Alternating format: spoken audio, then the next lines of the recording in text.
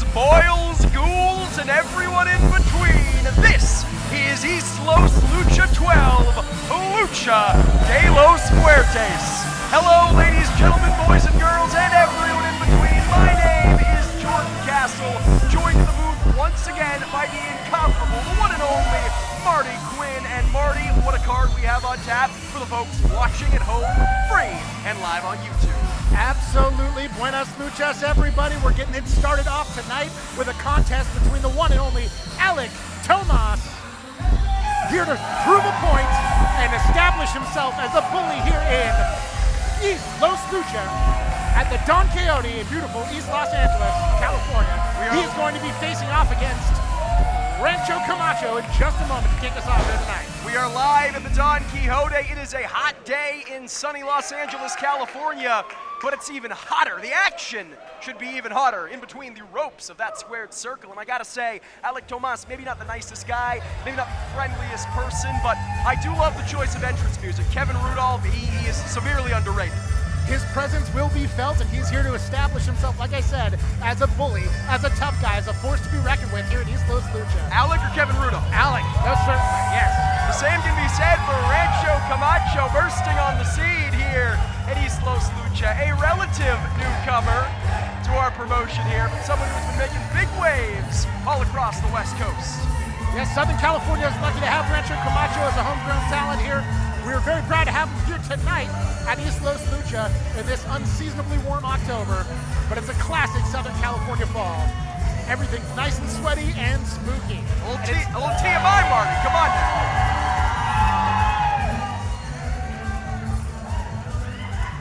Singles action to get us kicked off, but we have a little something for everything. We're gonna have triple threat action later on tonight. A couple of changes made to the card. Card is, of course, subject to change. We will have our Fatal 4-Way ladder match for the Cruiserweight Championship. That's gonna be something else. And now we throw it to Picky Santino for the introductions. Ladies and gentlemen, the following contest is scheduled for one fall. Introducing first, standing to my right. He weighs in at 200 pounds. Fighting out of Rancho, California. This is our Armenian royalty, Alec Tomas.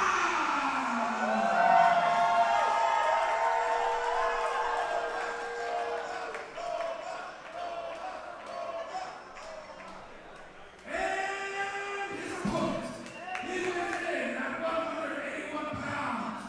Fighting out of Azteca, Mexico. This is el gallo negro, Rancho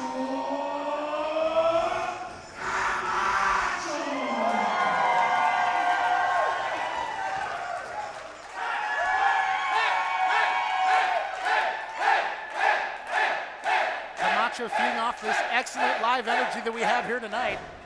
Absolutely electric crowd here at the Don Quixote. It seems like every time we return to the Don Quixote, the crowd gets bigger and louder. And fans, if you're watching at home, we appreciate you. We love having you here live and free on YouTube.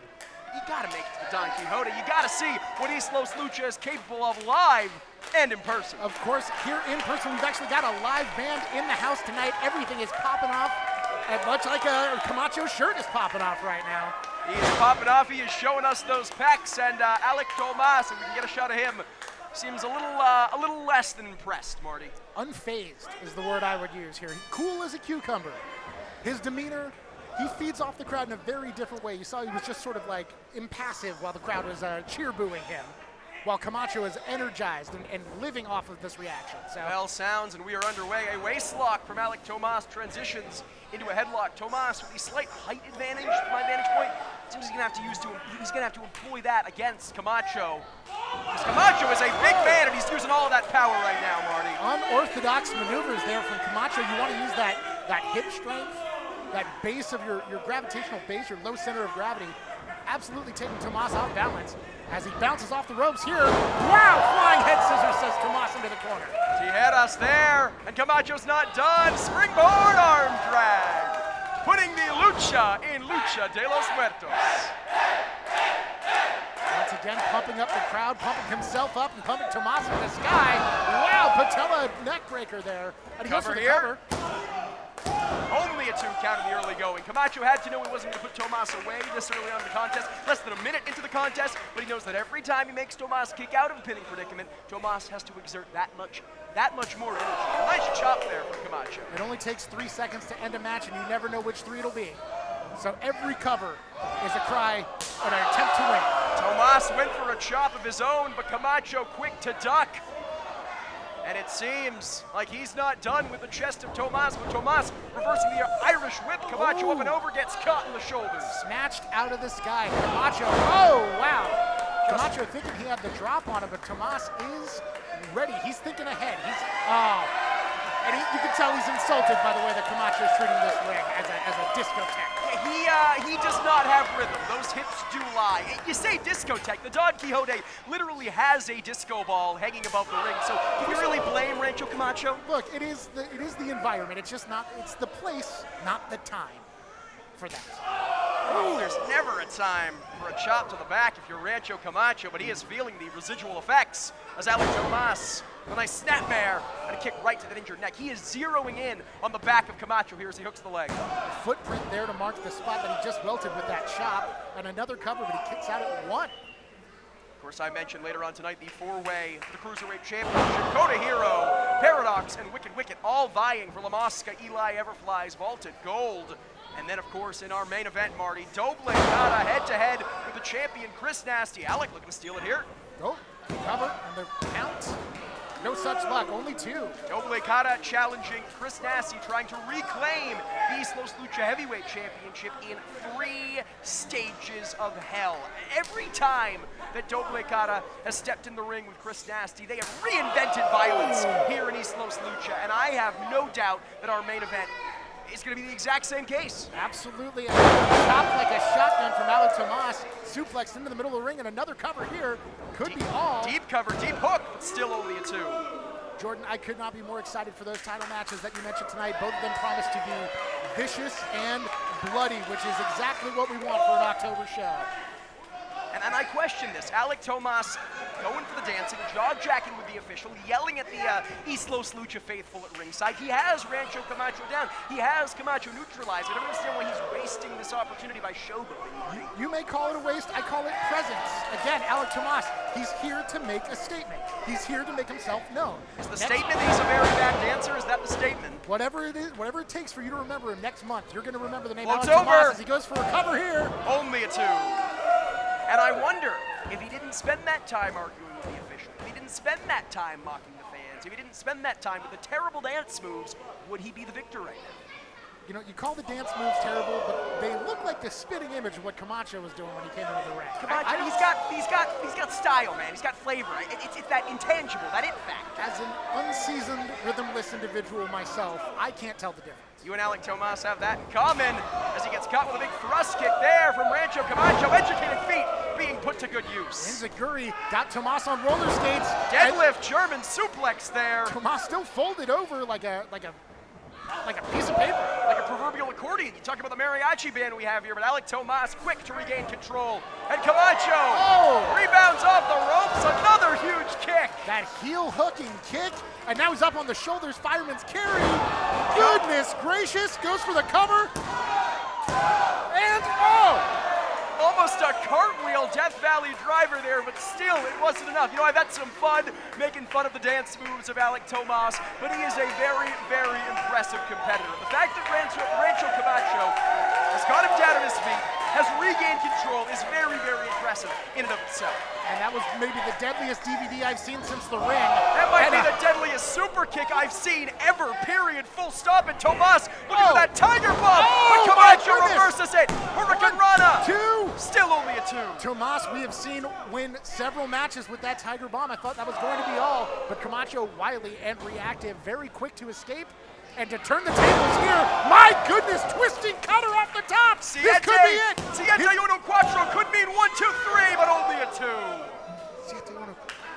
Okay, yes. You guys think it's the cutter it's from other, the top, and you got numbers. It. Yes. But Camacho vibing now, feeling that he's electricity. Regaining the energy, feeding off the Don Quixote here, Marty. He's got that chant going for him. He's scaling up to that top rope, up to the turnbuckle. This guy can come crashing down on Tomas. Oh, Senton finds nobody home. No water in the proverbial pool, and once again, Tomas butterflies the arms, and the Tiger Bomb gotta be lands. it. It is.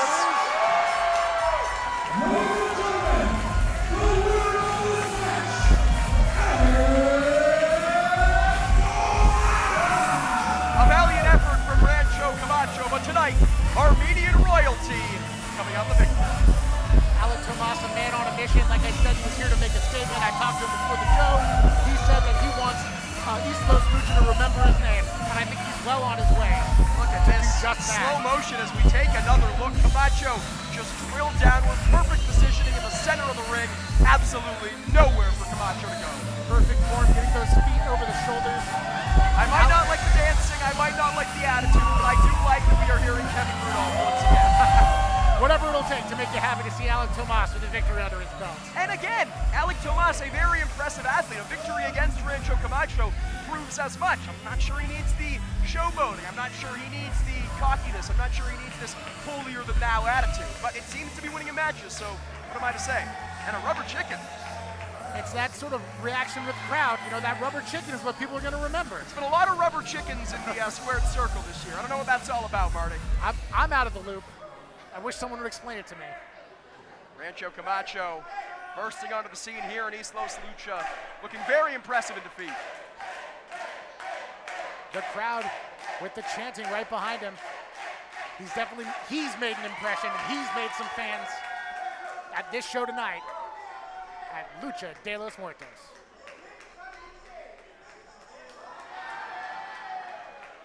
And the rubber chicken is equal opportunity, a little rubber chicken for everyone.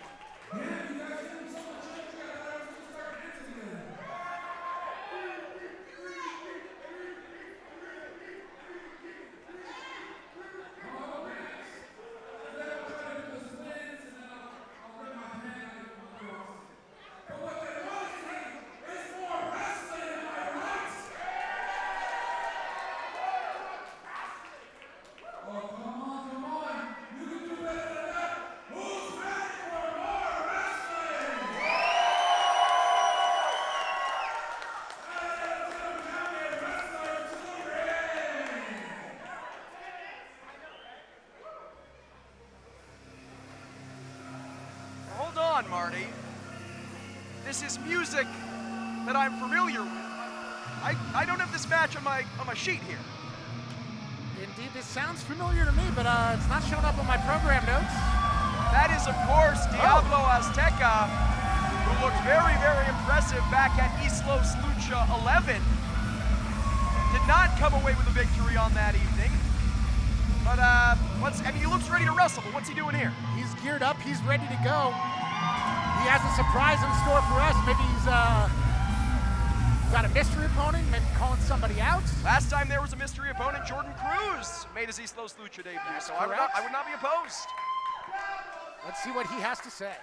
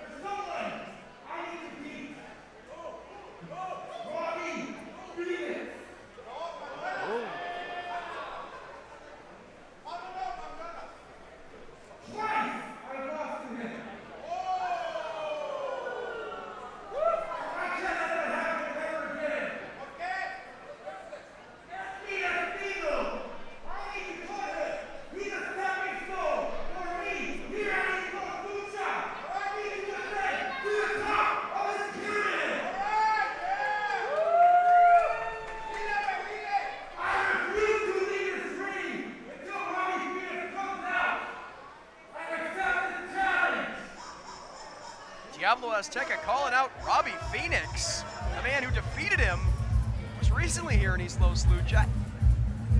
It's a very interesting development here, Marty. It looks like he wants another crack at Robby Phoenix after last month's loss. And be careful what you wish for, because Phoenix is here. Robby's here to answer the call. Robby is a fighter, man. He's not going to sit idly back. Let someone like Diablo Azteca run his name through the mud. Absolutely not. Robby Phoenix has been on a unique tear lately. He has had quite a string of victories, not just in EASTLOS Lucha, but abroad and in other countries as well. He has been absolutely successful and a homegrown hero. Like I said, in East Los Angeles, everybody loves Robby Phoenix. And it seems like Diablo Azteca has had enough and wants to put a stop to it. He claims that Phoenix is just a stepping stone for his own path to glory here at EASTLOS Lucha. A 20-year veteran, a journeyman in every sense of the word, but for Diablo Azteca, it seems like all he cares about is getting that notch on his belt. He doesn't seem to respect Robby Phoenix, his illustrious career, this innate connection he has with the Southern California faithful. He just wants to avenge that loss regardless. Phoenix is absolutely a cornerstone. He's a well-known trainer, well-respected competitor here in Southern California. In a way, he's a star maker. If you want to go anywhere in Southern California wrestling, you got to go through Robby Phoenix. So I think Diablo Azteca has the right idea.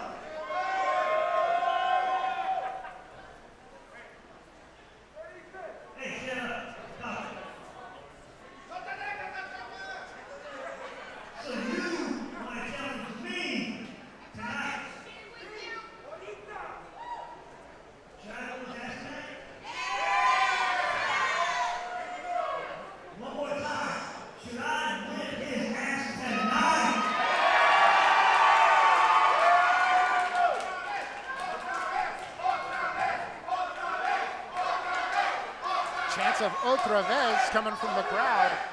In the words of Britney Spears, hit me, baby, one more time. Diablo Azteca requesting it.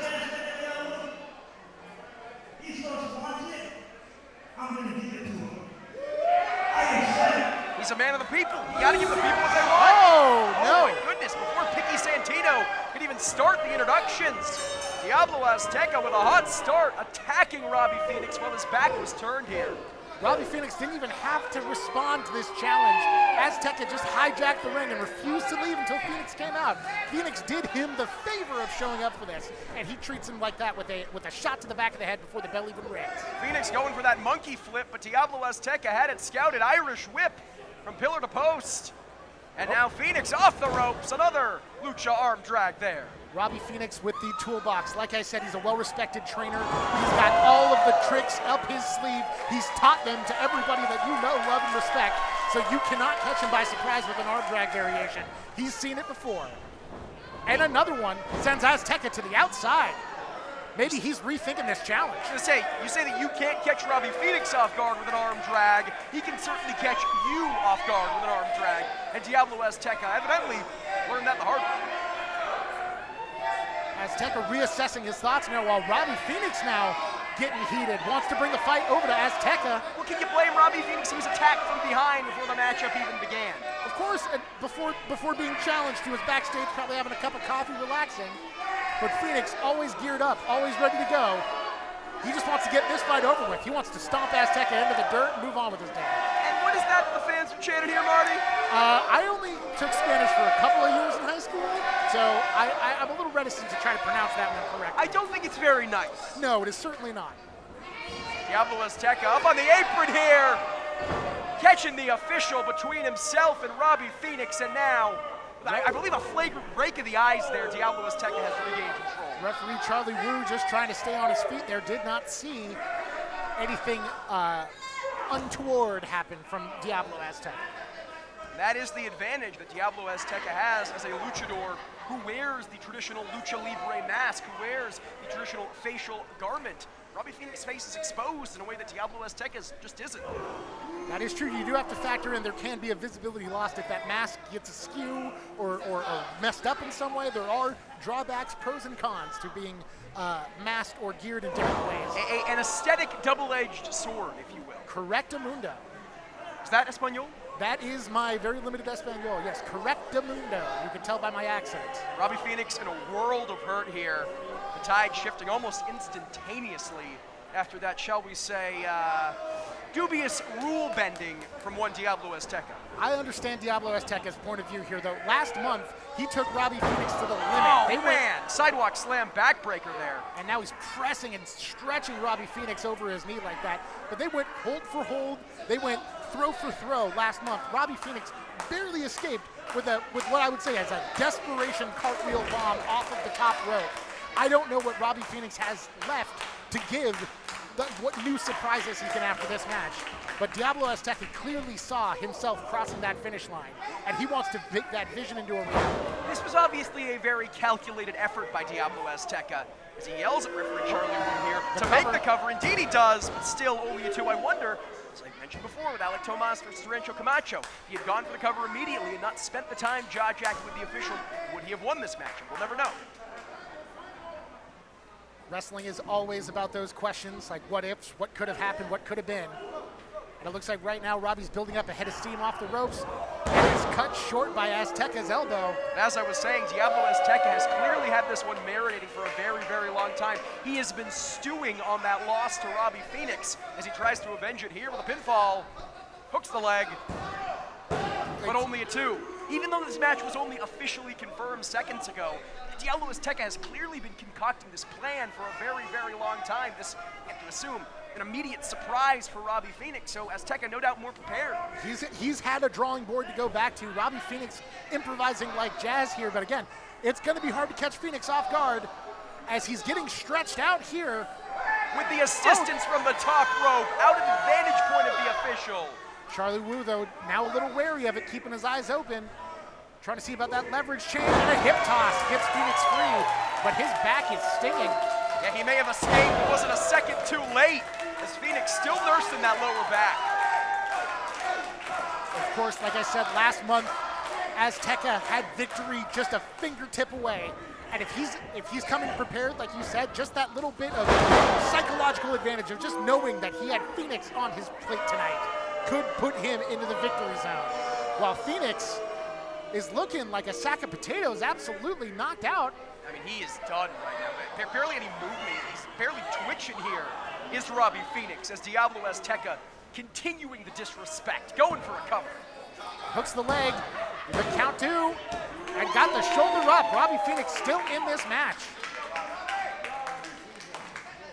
And if you're Diablo Azteca, do you continue this disrespect? It seems to be working out fairly well for him thus far, but you gotta think it'll only serve to fire the veteran Robby Phoenix up. It'll only serve to stir the pot and get that vitriol going as we're seeing here off the ropes. I think what you said before about that pre-match sneak attack and the whole planning before Robby Phoenix knew this was happening, this is an ambush. Any moment that he wastes or dallies is losing that surprise attack advantage as Robby Phoenix goes for a cover here. Good surprise Diablo Azteca, but still only a 2. Diablo Azteca probably won't be able to show his face if he lays out this challenge and can't put Robby Phoenix away. He doesn't show his face. He's a masked Lucha. I set you up for that one.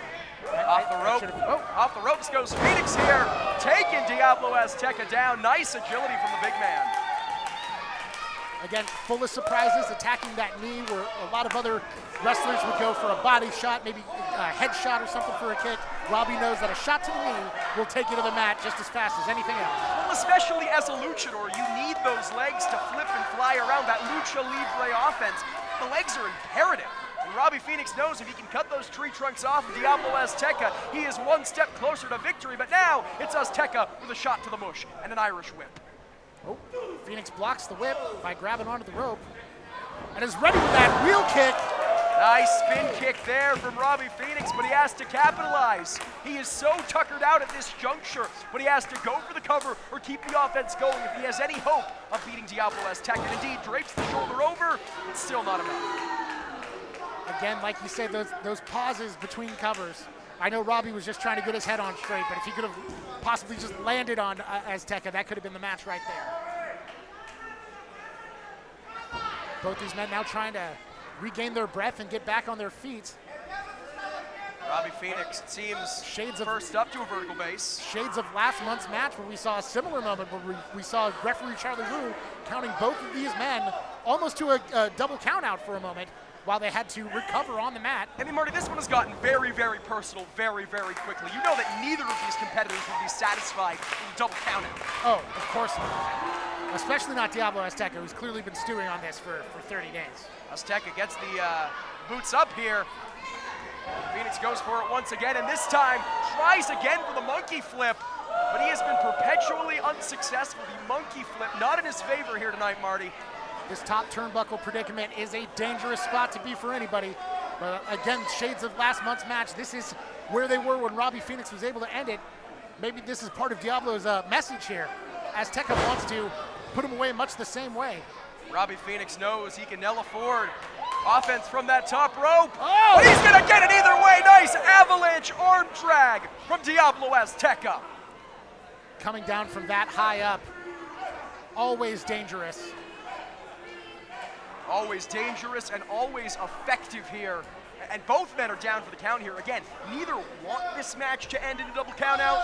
Referee Charlie Wu may have no choice. But this is what I love about wrestling is that both of these competitors are so evenly matched. This is an entirely unpredictable situation. You know Azteca's been stewing on this. He's been thinking about this. Robby Phoenix, always he's a mastermind. He can come up with a plan on the spot. And I love to see both of them pushing each other to these limits. You have to think whoever is able to make it up to their feet first, this match is in their favor. It has to go to whoever's able to make it up first, but as soon as I say it, both up to a vertical base at seemingly the same time. Evenly matched is what I'm saying. They're going toe-to-toe. And it would be a shame if either competitor were to underestimate the other. Toe-to-toe and forearm for forearm. Diablo Azteca off the ropes, but Robby Phoenix there to meet him, and now I thought he's going for a back body drop, and instead an air raid crash. Azteca stopping the momentum and slamming him down for the cover. Only two. 2.883, I think. Marty Quinn almost only counts in horseshoes and hand grenades. Yes. Diablo Azteca still looking for that lauded win over Robby Phoenix. As a human stopwatch, though, it's just when you see those very, very close calls, there's excitement in my eyes and in the air. Our EASTLOS Lucha officials, best seat in the house. Robby Phoenix, of course, so confident when he was accepting the challenge, maybe now also rethinking it after coming so close to defeat. Ooh, Azteca slips through. He's got a sneaky grab here, and what's he got prepared? Perhaps going for submission offense here. Oh! A reverse Boston Crab. And Robby Phoenix, oh no! Oh. No, not a reverse Boston Crab. We mentioned we're in sunny Southern California. We are going surfing, Marty Quinn. Get the wax ready. Hang 10, hang loose. Not hang 10, perhaps hang 1. Rolling him over 2. For the cover. Not 3. Not yet. That stomp, he pulled that on Robby Phoenix last month as well. That stomp is so devastating, but like you said, those moments between impact and cover, he's got to roll over Robby Phoenix, and I think that's what prevented that from being a match-ending maneuver. Talk about a match-ending maneuver. Diablo Azteca scaling the top rope, but Phoenix from behind with a clubbing blow to the back. And now he can't be thinking power bomb. Another power bomb here. He's going, he looks like he might have, No, he's not done. He's got the shoulders down. He may have had Azteca 1. There we go. Wanted the submission victory here, and he may just get it. Nowhere for Diablo Azteca to go. He's got that cloverleaf locked in, pulling it, wrenching the lower back. Azteca's got a long way to travel if he wants to get to that rope. He's inching forward. But as you said, it's a country between Azteca and that bottom rope. Inches feel like miles here for Azteca. Redirecting over to the side, maybe he has a better chance on that. Oh! Indeed, he makes it. And Robby Phoenix with no choice but to break up the submission. Very sportsmanlike, letting go very soon. He did have a full 5 seconds that he could have kept the pressure on. It speaks to the professionalism. It speaks to the respect of a competitor like Robby Phoenix, that he still has that sportsmanlike conduct, even against someone who has disrespected him as flagrantly as Diablo Azteca. The respect and the confidence. Again, he's not shaken. It doesn't matter what Azteca has to say or what he can pull out. Robby Phoenix knows that he can match him. Hold on, referee Charlie Wu pushing Phoenix back. What does Azteca have in his hand here? He's got something in his hands. Charlie Wu momentarily distracted. Brass knuckles! Diablo Azteca with brass knuckles. Referee Charlie Wu doesn't see it. Come on!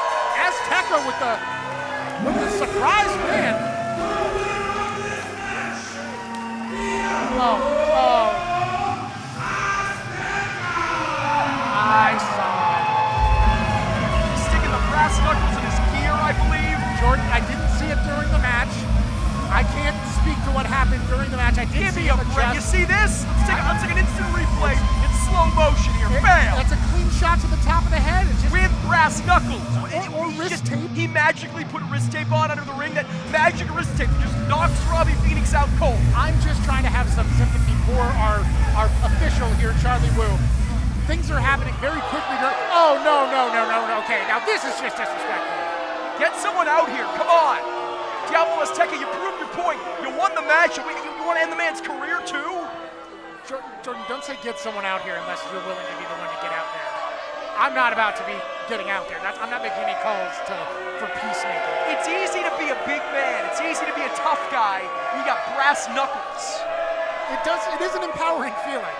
I can imagine that you probably feel like a real tough guy, but the audience not on board with this behavior. Robby hasn't moved. He's motionless in the center of the ring. Diablo Azteca, he said he had something to prove. He said he wanted to avenge that loss. What does this prove? Yeah, you beat the guy in the record books, you have a W. Sure, with brass knuckles. The devil is in the details, and it looks like the devil of the Aztecs had the details all sorted out before showing up tonight. Robby Phoenix taken by surprise with the match, with the challenge, of course, with the weaponry brought in at the end here.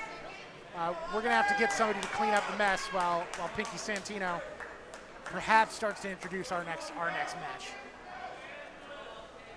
Yeah, this is not looking good for Robby Phoenix. Thankfully, finally some motion here, but it's a nasty, right to the temple from my vantage point. Any sort of blow to the head can be Phoenix was knocked out cold. He doesn't even know where he is right now. As far as he's concerned, the match is still going. Yeah, he's wondering where his opponent went. He's knocked out cold. Luckily, showing signs of life. Obviously very confused. He's got a glassy look in his eyes. I mean, let's hope for the best. We're gonna have our medical professionals on hand. Give him a look, but it's just gonna say it's great to see him on his feet.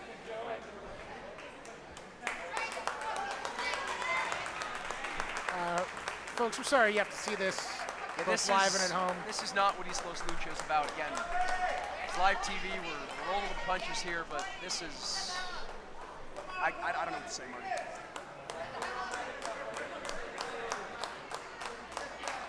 We do have more exciting matches coming up for you later in the show.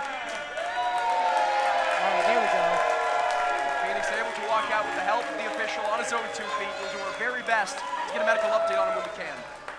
Ladies and gentlemen, let's hear it one more time for Robby Phoenix.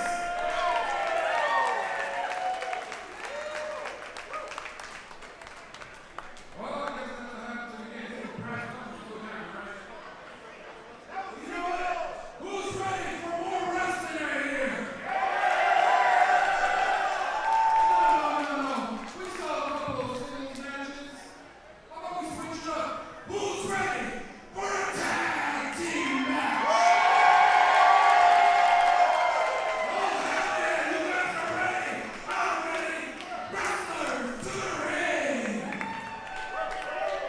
How interesting, a mirror match of sorts. Moments ago, we saw Diablo Azteca pick a fight with Robby Phoenix, feeling scorned after that loss at our last event, EASTLOS Lucha 11, Lucha Vacation. We know that the team of Miggy Rose and Michael Hopkins, collectively known as 24K, feeling equally as salty after their loss to Doom Barbie at that very same event. Yes, 24K rolling onto the scene.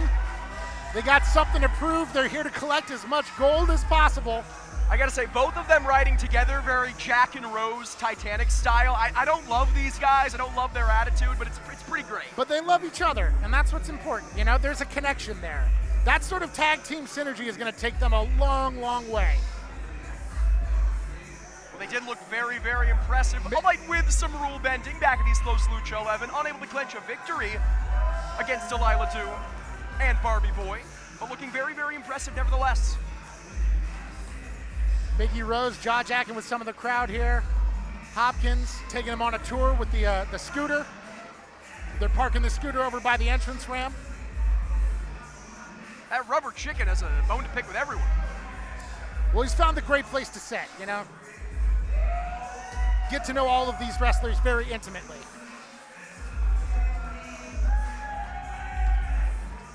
Mickey Rose and Michael Hopkins, of course, scheduled for tag team competition against the Lab Rats, the punk rock Poindexter, Darwin Finch, and the mayor of Funtown, one Kid Isaac.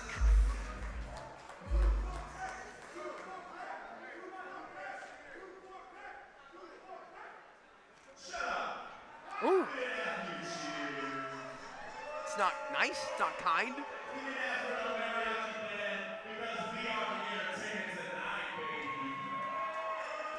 Do they think the mariachi band was for them? They seem to have a very big idea of themselves. No kidding. Last month wasn't good enough. Let me tell you why.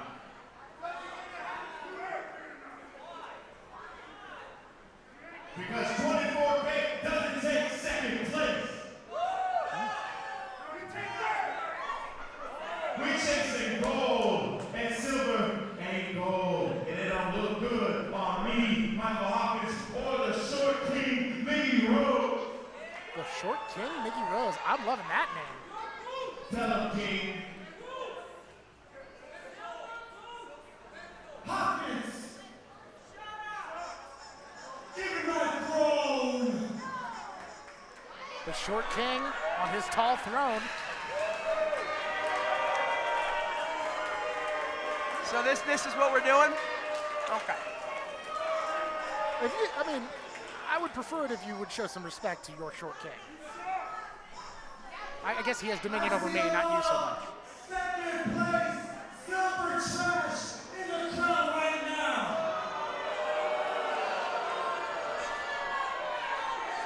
Give it up for us. Our future is gold. It is gold forever.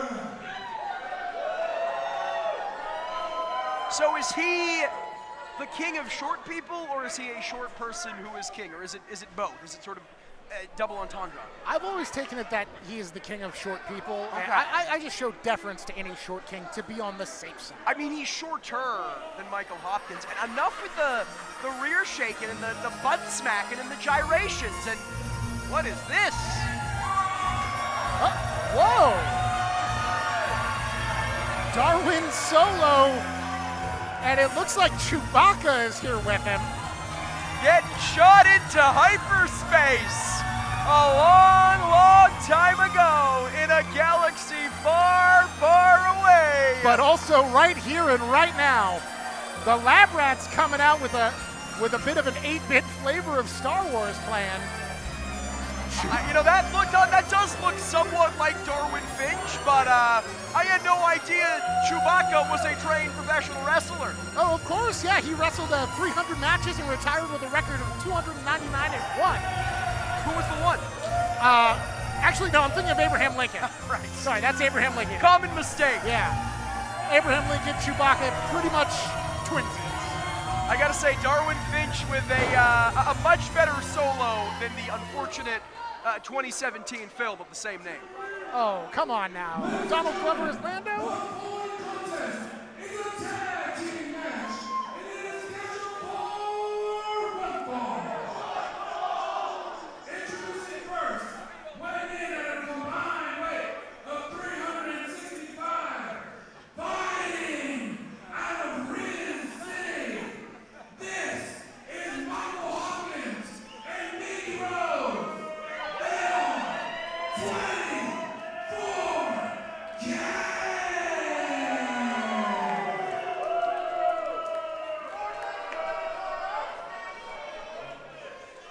And their opponents, winning at 50,000 midi-chlorians, fighting out of a galaxy far, far away.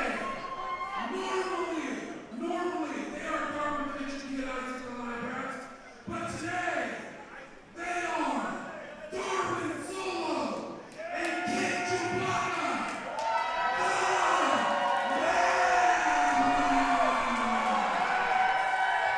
Darwin Solo and Kid Chewbacca. Please tell me that Kid Chewbacca Thank you. is gonna wrestle in the suit. Please tell me he's gonna wrestle in the suit. He's looking more like Lego Chewbacca right now with his mobility. Yeah, it might not lend itself to victory against 24K, but I would very much like to see it. Also, apologies, Solo came out in 2018, though I'm not sure that movie deserves That's my apologies. what you were Googling. Okay, now I get it. I do like Alden Ehrenreich, however you prefer to pronounce his name. He was great in Oppenheimer, he's a great actor, but just an unfortunate movie. Alden Heidenreich? I thought that was his name, right? Isn't that No, that's Michael Cole's best friend. right, yes, there we go. We're getting way off track Too here, far man. off topic. This is only the third match. Now, 24K has quite a challenge ahead of them because, like I said, they have all the tools to win this match, but they should follow the sage advice of C-3PO. Which was what? Let the Wookiee win.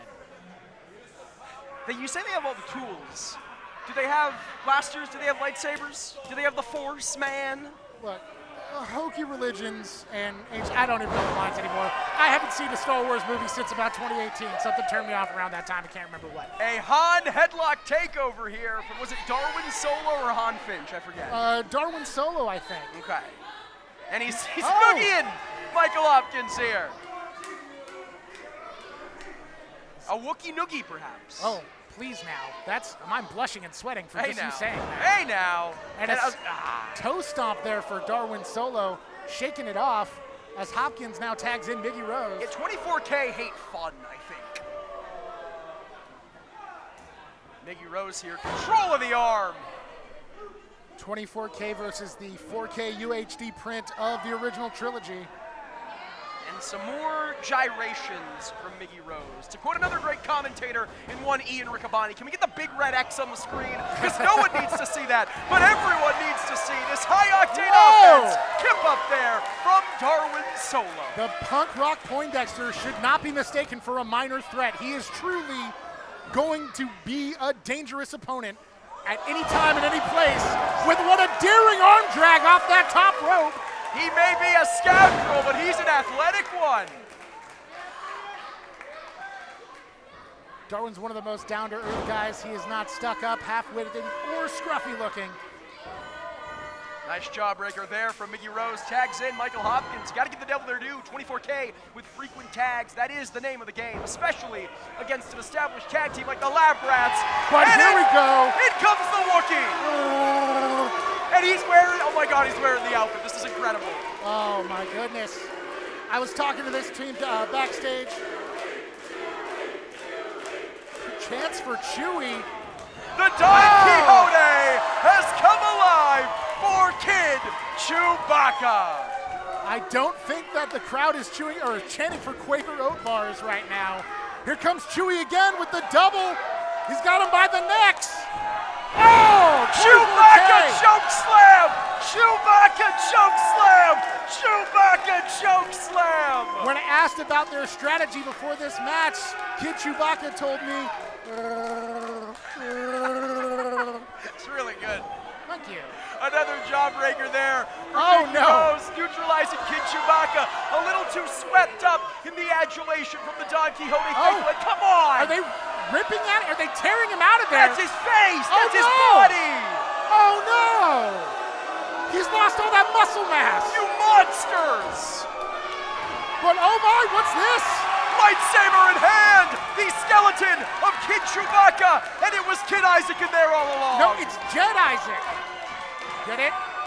Isaac Skywalker, perhaps? Return of the Jed Isaac. Yeah, no, I get it, man. I get it. The word Jedi begins with An his I name and then starts Isaac. Either way, phonetically. 24K. Oh no! Oh! Dominating the Lab Rats here. Darwin Solo looking like episode 7 there. Kylo Ren has the strength to do it and puts down Darwin Solo. Oh, man. And now the Chewbacca suit being used as a weapon. Kid Isaac looking like Attack of the Clones right now. Terrible. Just disappointing across the board, yeah. Just a real bummer. Really could have been great and is just bumming me out to watch as Michael Hopkins with a straight chop to the chest. It speaks to the power of Michael Hopkins that Kid Isaac keeled back like that. He's wearing a shirt. He has a protective layer of clothing, and still the chop landed as Hopkins ducks the line in a rake of the eyes with the Chewbacca hand. Kid Isaac, not a notorious tough guy in our industry, but yes, Michael Hopkins definitely showing a little bit of extra force behind that blow. By no means a notorious tough guy, but Isaac's got heart, man. He may get beat down, but it's not about how many times you get beat down. It's about how many times you get beat down and you get back up. And Kid Isaac Kid Chewbacca, Kid Skywalker, whatever you want to call him, he always gets back up. I'm telling you, I want to call him Jedi. You're really It's not getting really it. not good, All man. right, fine. Oh, no! My Bulldog goodness! Combination there. Crushing his nose in the cover. 2. Only a 2. 24K so close to victory here. But you're absolutely right. Kid Isaac will always bounce back. And Enough of the gyrations, Miggy. Jordan, people watch wrestling for a lot of reasons, and gyrations are up there. They're like, I think we polled people. It's like number 4 on the list. I need to see those And a numbers. snap suplex and another cover. Lateral press, but only a 2. Isaac with the shin on his face. Miggy Rose finding every way to disrespect fans of the Star Wars trilogy. Well, I guess. Hold on. What is it now? 12 movies? It's so, well, is it? I can't keep track. Well, and There's with too the TV many. series. Not a Disney Plus guy. Yeah. As Kid Isaac doing everything he can to escape the waistlock, and indeed he does. Those fundamentals, he finds the escape. Fundamentals, keyword fun. He is the mayor of Fun Town. That's, Got tripped up there, but Kid Isaac not letting it deter him here. Rebound. Keeping hold of Miggy Rose and taking him down once again. Sending him end over end, and a drop kick right in the mush again. Kid Isaac, can he go for the cover or can he go for the tag? He's got to get to Darwin. Hopkins already in it, stomping out Kid Isaac's hope for his new hope. And a for hook in the victory. leg. And another cover. Still only a 2. 24K admittedly trying to execute Order 66 here Ah, yes. on Isaac and Finch. And what is this? Flagrant shot to the face there from Michael Hopkins. Darwin is not the legal man. No, but he's setting to the front row now, making friends with an audience member. Is it that rubber chicken again? Kid Isaac struggling to breathe as Hopkins start putting the beat down. He was struggling to breathe before those shots to the face and the gut are going to make it even harder, but Isaac returning in kind with forearms of his own. Forearms like Dexter Jetster, and here he comes. Oh, caught out of the air and slammed down. Nice body slam there from Michael Hopkins, and a tag is made to Miggy Rose. I'm always happy when I can mention Dexter Jetster in a commentary match. And the wheelbarrow Cazadora leg drop. Does That's it got to happen be often? it. That's, and he's covered now. 2. Only a 2. You get to mention him often. This is my 3rd Dexter Jetster reference while doing wrestling commentary. But Not it's been many, but more than I'd expect. 5 years is a long time to be calling matches. So, And look at Miggy Rose. It's mocking Darwin Finch here. He is saying, here's your partner, tag him in. And now stomping on the hand that Isaac would use to tag Finch in. Those digits, those poor little fingies, that stings, man, just to see it. Kid Isaac caught up in the corner here. A snapmare from Miggy Rose, followed up. A sit-out drop kick. The velocity behind that, and now folding him over to Deep cover, but perhaps a little too deep for Miggy Rose. Gave Kid Isaac the leverage he needed to kick out. The crowd here really wants to see Isaac get that tag. And Isaac doing everything he can to give them their wish. The lab rats. And Seguri there from Isaac. The lab rats are absolutely have it in them to pull this one out. I do not know 2 guys who work harder. They are the people who on a group project you can trust to just take care of everything and you'll get an A+, and you don't have to worry about it at And all. Kid Isaac taking care of Miggy Rose, sending him careening into Michael Hopkins. But it might have been too little too late as Rose with an Irish whip into the wrong part of town, but Isaac levels it with a clothesline. That rebound clothesline sliding into home. Isaac hoping to get that tag. Hopkins trying to make it back up to the corner. He is so close, yet so far. Come on, Isaac, get to Finch. He may as well be 12 parsecs away. Open a kick into light. No, yeah, I got the parsec to Star Wars, yes. It's not time, it's distance. A lot of people don't know that. And fingertips away. And He makes it! Darwin Finch! No Millennium Falcon necessary. Finch flying through the sky. Solo sailing now with that big right hand. Woo! Looking to bust up Michael Hopkins' chops. Treat him. Sling blade. Treating him like Greedo here is Finch. Twist and drop. 2. No. 2.857.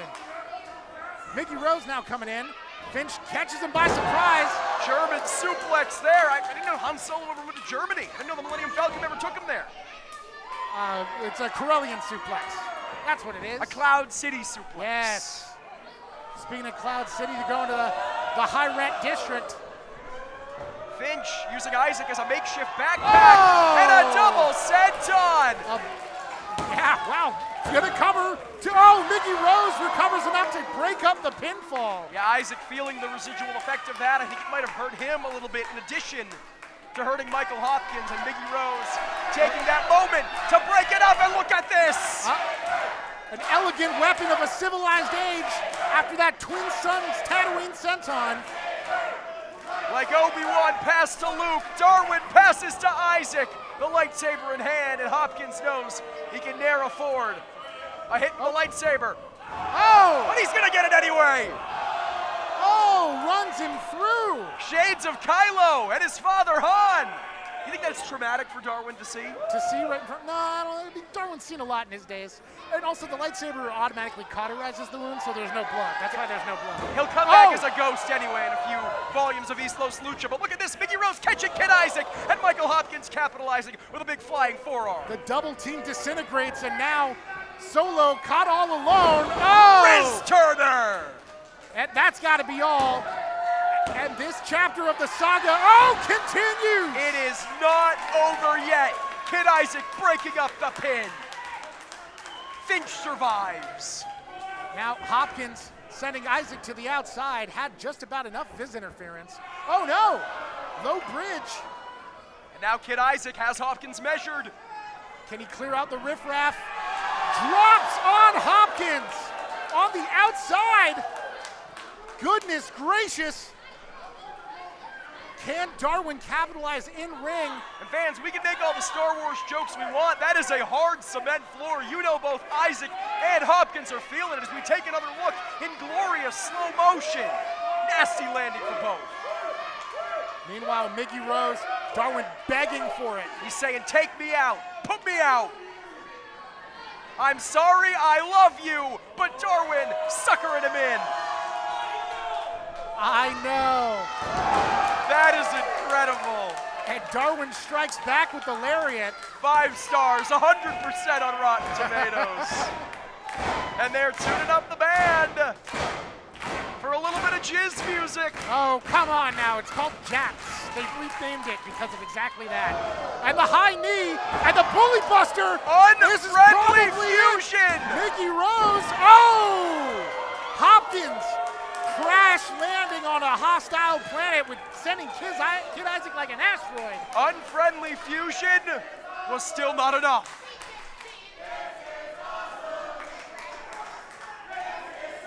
Look at Isaac directing traffic here. Mouthing off at Michael Hopkins. Goes for another knee. Hopkins with that spinning kick. Catches Isaac square on the jaw. One for Finch, but no, Darwin catches it. Oh, a half and half twist around to a back fist. And Huracan there. And now he has him measured, maybe looking for that bully slayer once again, but a backstabber from behind. Mickey Rose. And the stomp, the compression to the lungs. A stomp like that is always devastating for a man as big as Hopkins. Oh no. But coupled with the knees in the back from Rose, and now what do they have in mind? Deadly designs on Kid Isaac. And with the lightsaber too, this is gonna be harrowing. Perhaps doomsday for Kid Isaac. Gold forever spells 1, 2, 3.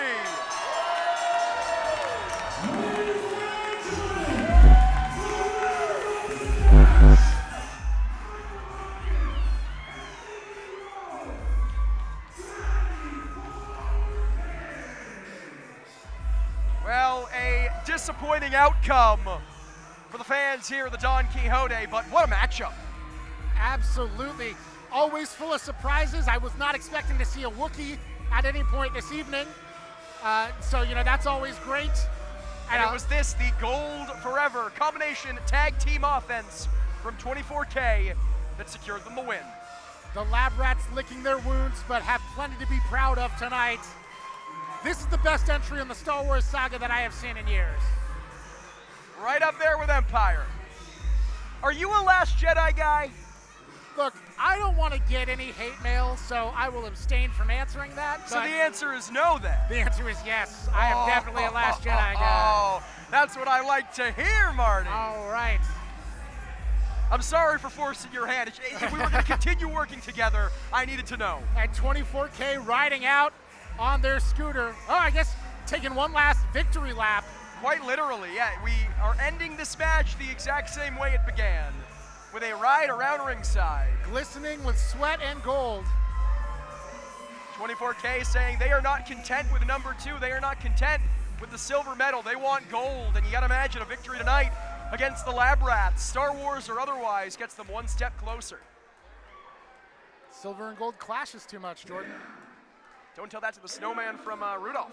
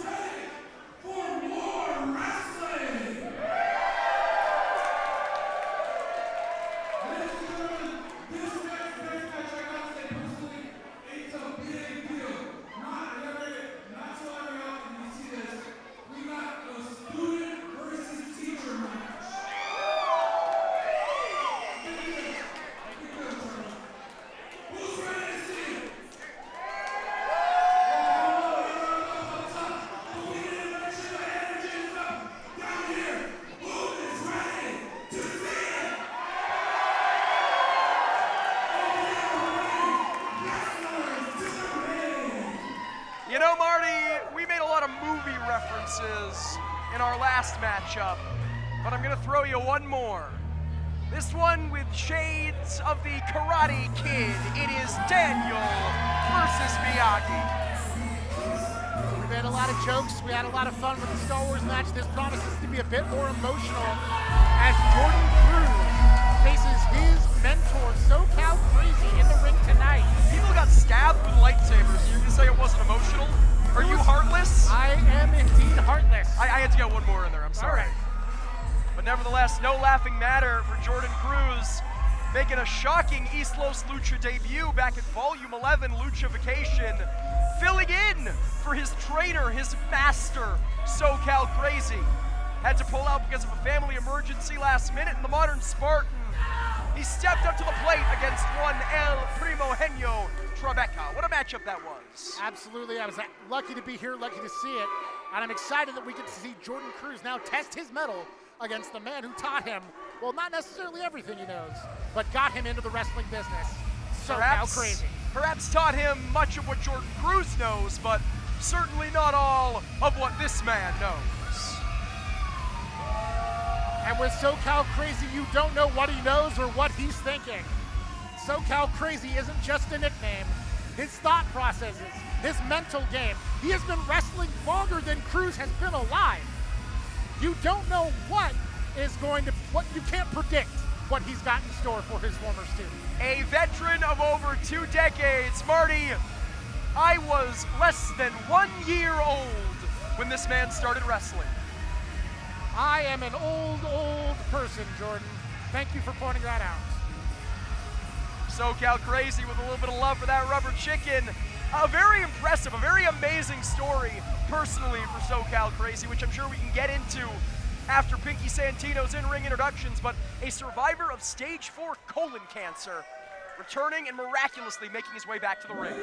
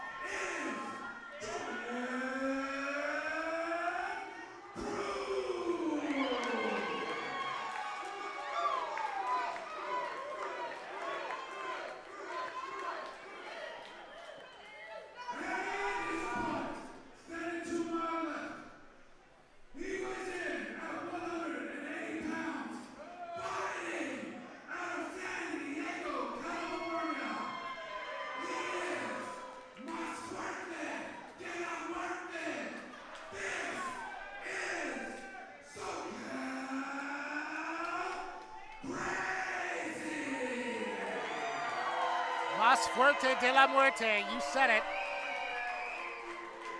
Tougher than anything. He's a survivor, he's a scrapper, and he's pushed through it all. Jordan Cruz has all the tools to deliver punishment upon punishment. He is a stack of muscles, and he is absolutely lethal. But SoCal Crazy has been through the ringer and back. Will it be enough to put him in the dirt? And Marty, it's worth pointing out, those are not show muscles on Jordan Cruz. Those are go muscles in every sense of the word. One of the strongest individuals on the scene today. SoCal Crazy, plenty to be proud of with his student as we see a sportsmanlike handshake. A lot of respect between these two. That respect only extends so far. A victory here in EASTLOS Lucha means so much for both of these men, and you're seeing that on full display here. Once that bell rings, there's no such thing as friends. Well, I mean, you know, tag team matches and allies and stuff. But in this matchup, in a singles matchup.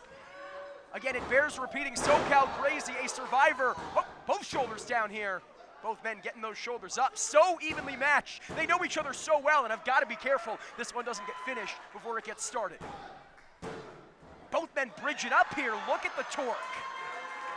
As I said, SoCal Crazy, a survivor of stage 4 colon cancer, fought for nearly 2 years to stay alive, let alone return to the professional wrestling ring, and has done everything he can in recent times to become the best version of himself over 2 decades in, after fighting so much. An astounding knuckle lock flip there. SoCal Crazy off the top with the arm drag, following up off the ropes here.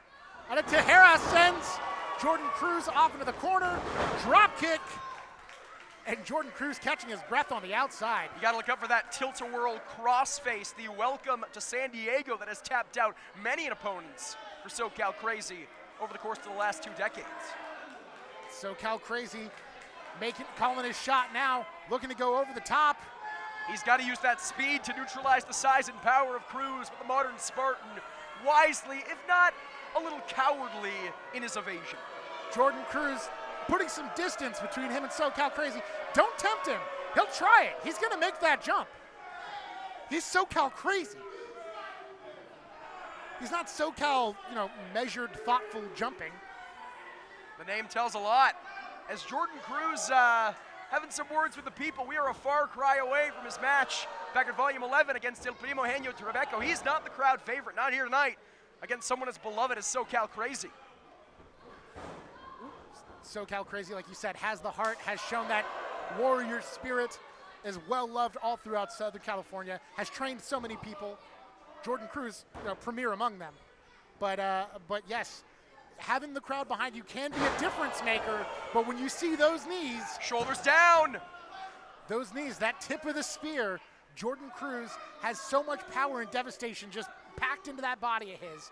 SoCal Crazy is going to have to really dig deep to make sure that he doesn't take the 1, 2, 3. You mentioned the spear. That is all of Jordan Cruz. That is what he is all about, I should say. And I'm not talking about the wrestling maneuver. I'm talking about the 1 versus the 300, that modern Spartan mentality that Cruz employs. The dull thud of that chop making my back teeth ache. If it's making your back teeth ache, how do you think it makes SoCal Crazy feel? How do you think that makes Jordan Cruz feel, I should ask? SoCal Crazy with the receipt right there, paying him right back. A loud snap. Chop across the chest. Thinking neck breaker here. No, rolling through. Twisting him around and around. Keeping SoCal Crazy guessing here. Rolls through. Off the ropes.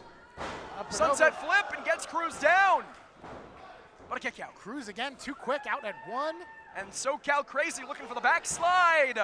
Still only a 2. Still only a 2 count, yes. Now, Magistral going for the cover here. But still only a 2. As we mentioned a few times tonight, repeated covers might not get you the victory in the early going, but you wear your opponent out every time they're forced to kick out. And now Crazy taken to the skies. Tope con Hilo. Excellent rotation from SoCal Crazy. Crash landing into that first row. It is as devastating as it is pretty. SoCal Crazy taking Jordan Cruz down, but he's not. Here we go with that consciousness replay. Himself. Yeah, look at this. Crash landing. It is high risk, high reward for a reason. Finally, SoCal Crazy making his way back up to his feet, but you can tell he felt that nearly as much as Cruz did. Took quite a bit out of him as he levels Cruz's chest with those chops. Cruz, you can see, he's calling for a timeout. No timeouts in wrestling. No crying either. And another chop. SoCal Crazy is not the biggest man, Marty, but you wouldn't know it listening to those chops. Those chops are correcting the posture of Jordan Cruz with an uncanny chiropractic technique. Oh, you think you've seen brutality? You ain't seen nothing yet. But SoCal Crazy with a handful of posts went to the well one too many times, and he's feeling it now. Bare hand on metal like that is going to change the pace of this match. SoCal Crazy with that chop basically taken away from him now. Do they have manager's licenses? I'm not sure how much contact is legal between fan and performer. Oh! Well, tit for tat, eye for an eye. SoCal Crazy got a palm full of posts. Jordan Cruz with a face full of posts. Easy for me to say. Eye for a wrist, palm yeah, for a peeper. Face for a hand. Face for a finger. There it Keep is. Keep it alliterative. SoCal Crazy from the top, staggered a little bit. And Jordan Cruz taking that momentary hesitation to evade up and over, rolls through, and catches the feet of Crazy. Hung him out to dry, and a neck breaker. Ooh. And again, Jordan Cruz focusing on that neck, focusing with those blows with the knee. He wants to set him up for that no more sorrow. He wants to finish him here. Cover. No, only a 2. If he can't put him away now, he wants to set him up for that patella brainbuster, that no more sorrow, and teach his mentor everything that he's learned out of his shadow. SoCal Crazy, of course, 1 day removed from the NJPW Academy Showcase. I had the pleasure of calling that match a very impressive 4-way in the LA Dojo as Cruz looks to finish him up. Another thundering knee from Jordan Cruz. Again, going for the repeated covers, but SoCal Crazy bridging out this time. My point is, after such a high-stakes, high-octane matchup less than 24 hours ago, there's no way SoCal Crazy is 100% here tonight against Cruz. Very, very hard to believe. I know that we love to think that our wrestlers are top performers, top athletes, but they do get run ragged on the road. Every night is a new battle, and you're always hoping that you're at 100%, but they're rarely at 100%. And flagrant disrespect there from Cruz. I gotta say, this is a little surprising. Not saying I was expecting him to hold back against Crazy, but to poke his mentor's eyes? I mean, maybe that's how he was taught, and if that's how he was taught, then, you know, you reap what you sow. When's the last time you saw SoCal Crazy with an eye poke? Come on. Okay, well, it's been a minute, but I'm sure there's a few times out there. I don't know what he's teaching his students. Cruz, Irish whipping, SoCal Crazy into the corner, elbow to the face from Crazy, trying to neutralize the Spartan, but a T-bone suplex sends Crazy halfway across the ring, there's and a lariat hooks power the leg. Cruz. Still not enough. Insane power from the modern Spartan here. Jordan Cruz, no stranger to the gym, no stranger to weights. Again, go muscles, not show muscles here. Precisely. Sometimes just throwing a body like a sack of potatoes across the room is the most impressive thing you can do. Fans, it bears repeating. Jordan Cruz with a T-bone suplex, an exploder suplex, whatever you want to call it, with so much force that SoCal Crazy was nearly sent outside the ring, so much momentum that he got up to his feet. I mean, that's unprecedented. An amazing amount of rotation here. And as Jordan Cruz, he's not just about the power moves. That's what's great about Cruz. He knows when the time to slow the pace down and to drag your opponent out and suck the air out of their body like this. Well, Marty, you have to slow the pace down in the ring with someone like SoCal Crazy. You are never going to beat him in terms of speed. You are never going to beat him in terms of high flying. Very wise of Cruz, but look at Crazy catching him with the welcome to San Diego. That around the world crossface, and Cruz very wise to evade. Couldn't quite lock it in. Cruz lucky to escape that one. And more powerful performance from Cruz. A powerbomb. Cutter from Crazy. Crazy rebounding like rubber. Comes out of that powerbomb into a cutter. I don't even know how he did that. That was a desperate powerbomb from Jordan Cruz. And an even more desperate cutter from SoCal Crazy. That's his lizard brain reacting at that point. Absolutely. I mean, Jordan Cruz knows that the welcome to San Diego is a game-ending maneuver for SoCal Crazy. He knows that he can nary afford to be caught in that tilt-a-whirl crossface. Reacting with the power bomb, Crazy returning the favor with the cutter, but curiously, neither one of these men returning to their feet first. Cruz, positively a star on the rise, very young, up and coming. He's got all of the runway, all of the upside in the world. SoCal Crazy has got to be proud to stand across the ring and see his own student give him a run for his money like this. I'm not sure. I mean, maybe after the fact, maybe when they watch the match back, maybe when some handshakes are administered after the fact. But right now, I think he is feeling pissed off after the beating he has received from Cruz here. Well, those eye pokes are probably definitely steering him into pissed off territory. It's true. Dishing it as much as he can take it are both of these men. As SoCal Crazy with a repeated flurry of forearms. And an elbow to the back. Excuse me, a back elbow to the face. Oh, wow. And a big boot. But Jordan Cruz not going down here, Marty. He catches the next boot and another knee, chopping SoCal Crazy down in half with that shot to the leg. Another knee strike. Shining Wizard hooks the leg. That tip of the spear, Shining Wizard. Oh! Only a 2 count. And what a war this has been between these two men. Cruz proving that he is greater than anything SoCal Crazy may have taught him. SoCal Crazy proving that he is not one to be left in the dust, that he is not yesterday's news, that he is as good as he has ever been. But something has to give here, Marty. I don't know if it'll be Jordan Cruz's fatigue, if he's going to reach the end of his ability to dish out punishment before SoCal Crazy is going to sit down and take it, if he's going to be able to tap out or say no, because SoCal Crazy does not give up without a fight. But Cruz now looking for the killing blow. He's got blood in his eyes, well, figuratively. Hey, Marty, you know who gets superplexed? I think everybody gets superplexed. Everybody gets No, hold on.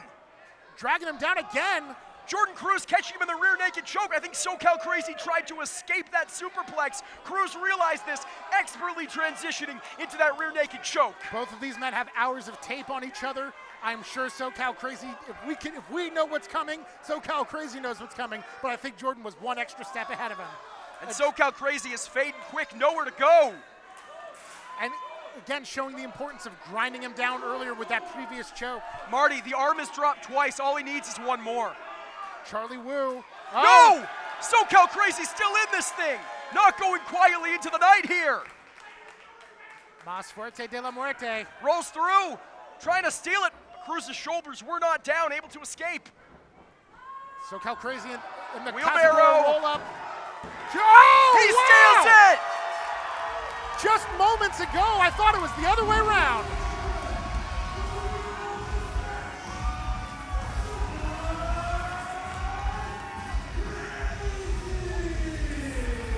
From the clutches of defeat, he absolutely snatches victory from Jordan Cruz with this roll-up, this tight roll-up. Cruz didn't see it coming. He's just as shocked as I am.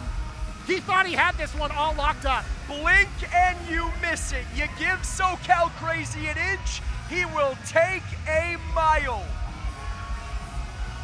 A valiant performance from the modern Spartan, Jordan Cruz. But experience wins over youth here tonight in the Don Quixote. SoCal Crazy calling for a microphone.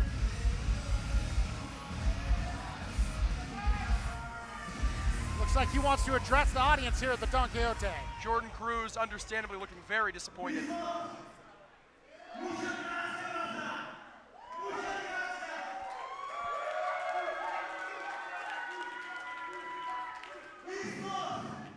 Thank you. Thank you for giving us this match. This is very special to me. I was Jordan Cruz's very first trainer. We always knew this moment was going to come.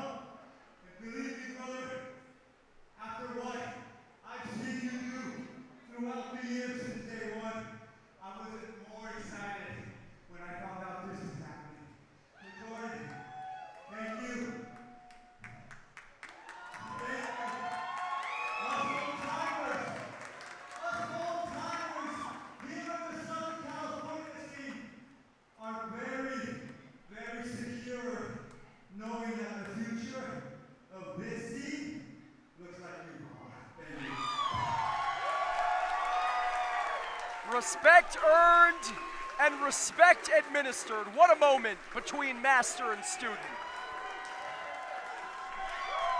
An emotional speech from SoCal Crazy saying his legacy is secured and the future of Southern California wrestling is in good hands. And the future of East Los Lucha, Lucha de los Muertos, is in good hands.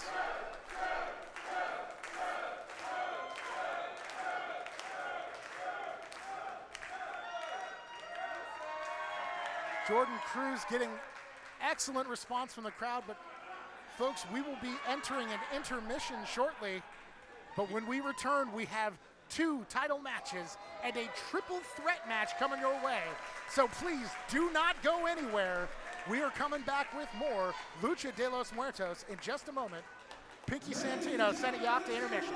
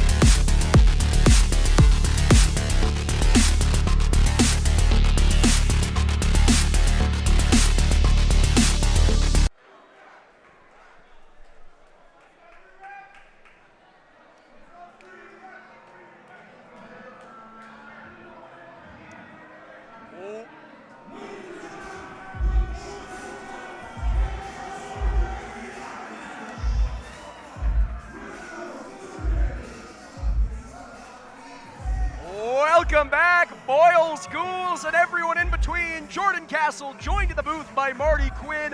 What a show we have had so far. What a show we still have yet to come.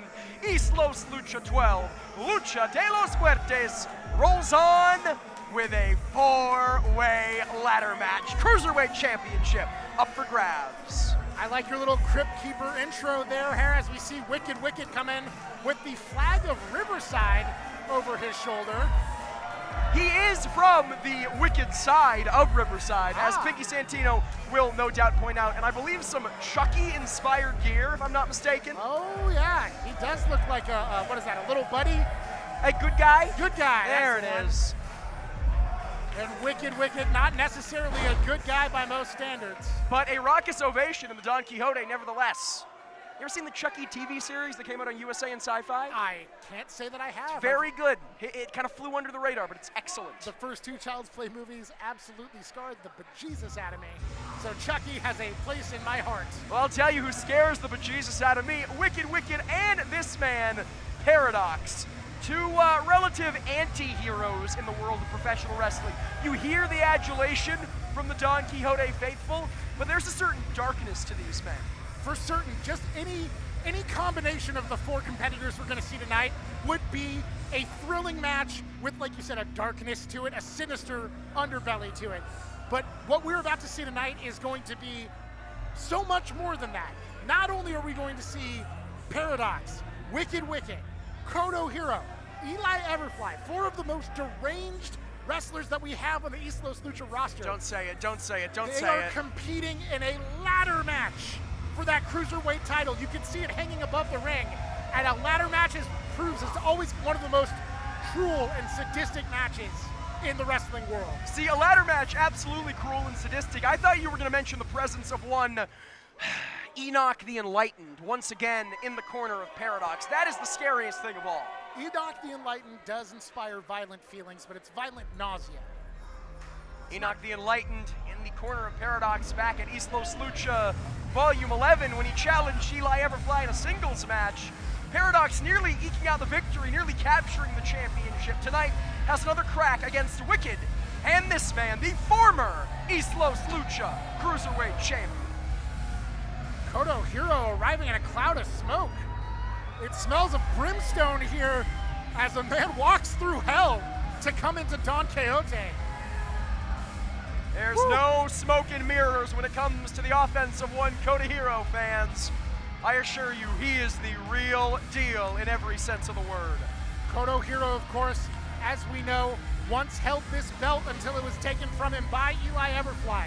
He was ejected from EASTLOS Lucha, made his way back, fought his way back to be reinstated, and has since then has been tearing his way through the Cruiserweight division on a mission to reclaim that title.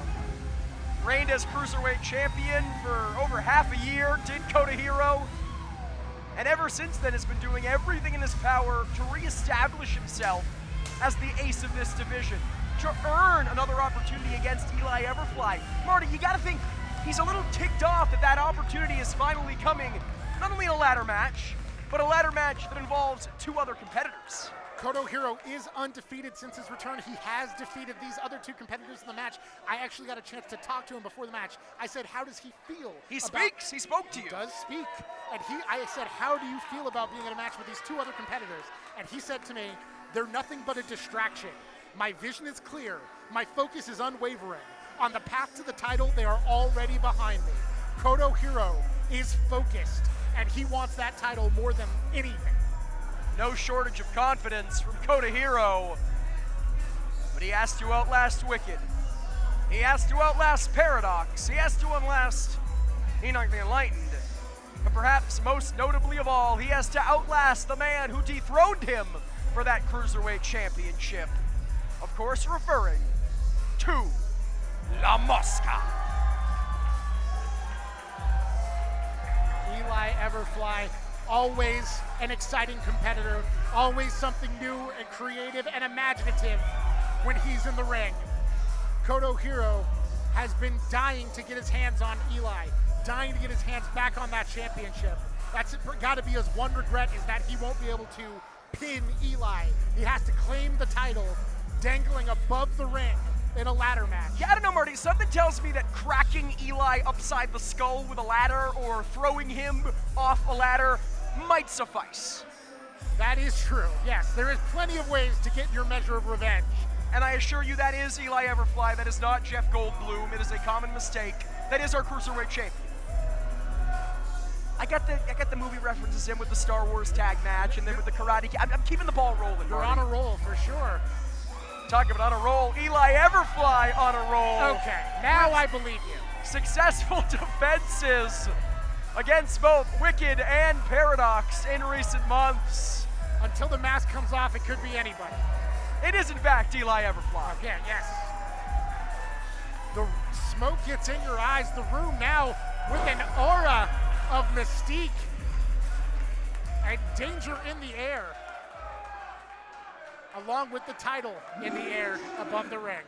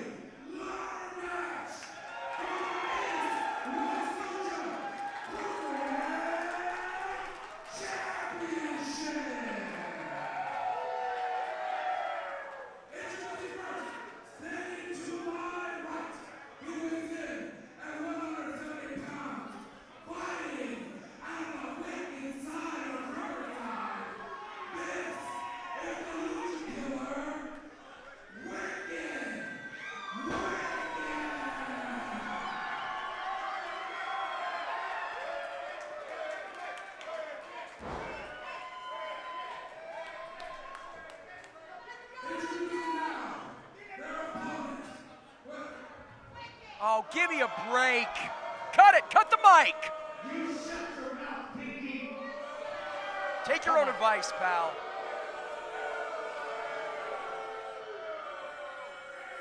I'm going to introduce the greatest cruiserweight of all time.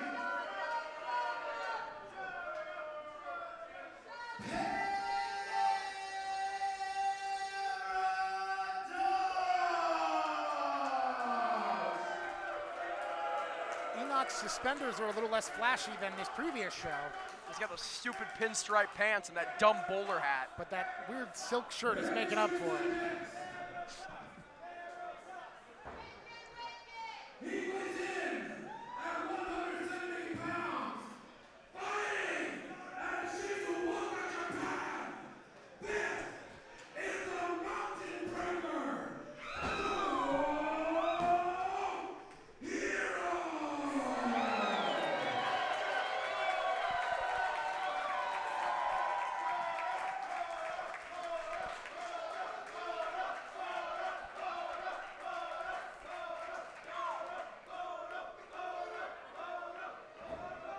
And last but not least, he weighs in at flyweight, fighting out of Los Angeles, California. He is the reigning, defending East Los Lucha Cruiserweight Champion. He is the Mosca, the Fly, Eli Everfly.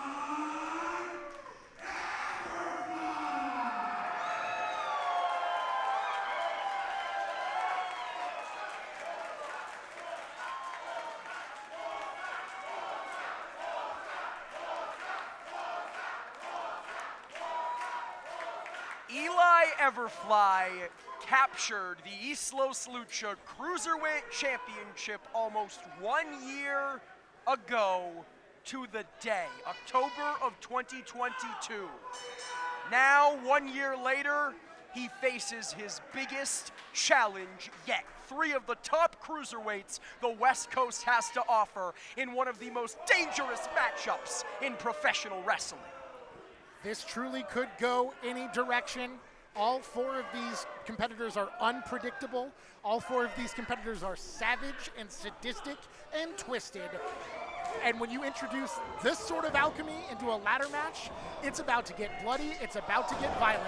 And super kicks are on the menu tonight for Paradox. Talk about going any direction. It seems as if strikes and kicks going every direction here. What a combination offense there from Koto, Hiro, and Paradox.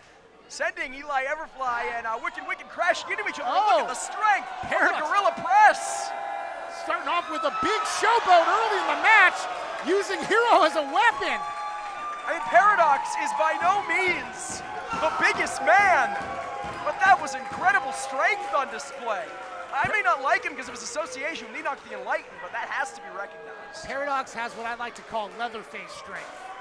He just kind of moves in a weird way that just lets you know that he's not going to stop. It's like a juggernaut. Well, he may need a leather face after that tope suicida from Koto Hiro spilling out amongst the people. Marty, never say we have a lack of fan-friendly wrestling here in EASTLOS Lucha.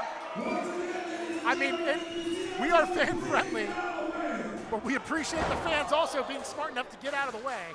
Yes, we ask a lot of our fans to not get hurt. Let's take another look in slow motion. Tope suicida and back in real time. Wicked. From the center rope, moonsault. Acai moonsault. Beautiful connect from Wicked. Holy smokes, I don't know if I have enough saliva in my throat to keep calling this match. We're back from intermission, but with the smoke in the air and the excitement, I'm gonna be screaming my throat out. You know, Wicked I mentioned is in the child's play gear. He's probably envisioning Koto Hiro and Paradox as his Andes. He's the little boy Toy Story? little boy from Child's Play. The little boy from Toy Story grew up in Child's Play? Get out of here, and look at this! Eli Everfly neutralizing Enoch the Enlightened here, and it couldn't happen to a nicer guy. Enoch might have been a difference maker here in a four-way match. Having anybody in your corner can be an absolute game changer, but it looks like Eli's looking to nullify that. With a twisting satellite DDT. Cracking Enoch the Enlightened in his bald head. Right on that second step. Oh, and Paradox with a drink from a ringside fan, I believe. Enoch the Enlightened may have taken the brunt of that satellite DDT onto the ladder. But, I mean, hey, he's doing his job. He distracted Eli Everfly long enough for Paradox to take advantage. I may not like it, but Paradox one step closer to that Cruiserweight Championship. Oh, a chop to the throat puts Eli Everfly on his back here as Paradox is setting up something in that corner. He's got the ladder ready for him. Again, with a ladder match, so many unique ways, creative ways to cause damage, to inflict pain on your opponents. I'm holding my breath. Oh, Everfly with the reversal. Oh, hold on. Paradox kicking the ladder out from under him. Looked like it caught Eli in the knees, but catching it once again and cracking Eli upside the skull. Paradox now measuring his opponent, looking at the situation. Ow. Using that ladder as just a clubbing device. And fans, we may be in Hollywood, but this is no movie magic.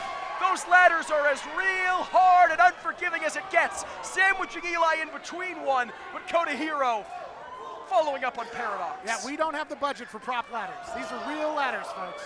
Paradox sending Koto Hiro, the former champ, outside the ring. Everfly still sandwiched in between those ladder rungs. Of course, Eli Everfly defeated Koto Hiro for the Cruiserweight Championship 1 year ago in a death match. Oh, Uranagi! Wickett planted on top of the ladder. Eli squished in between. And Paradox effectively taking 2 for 1 there. Yeah, Paradox almost finishing my point for me.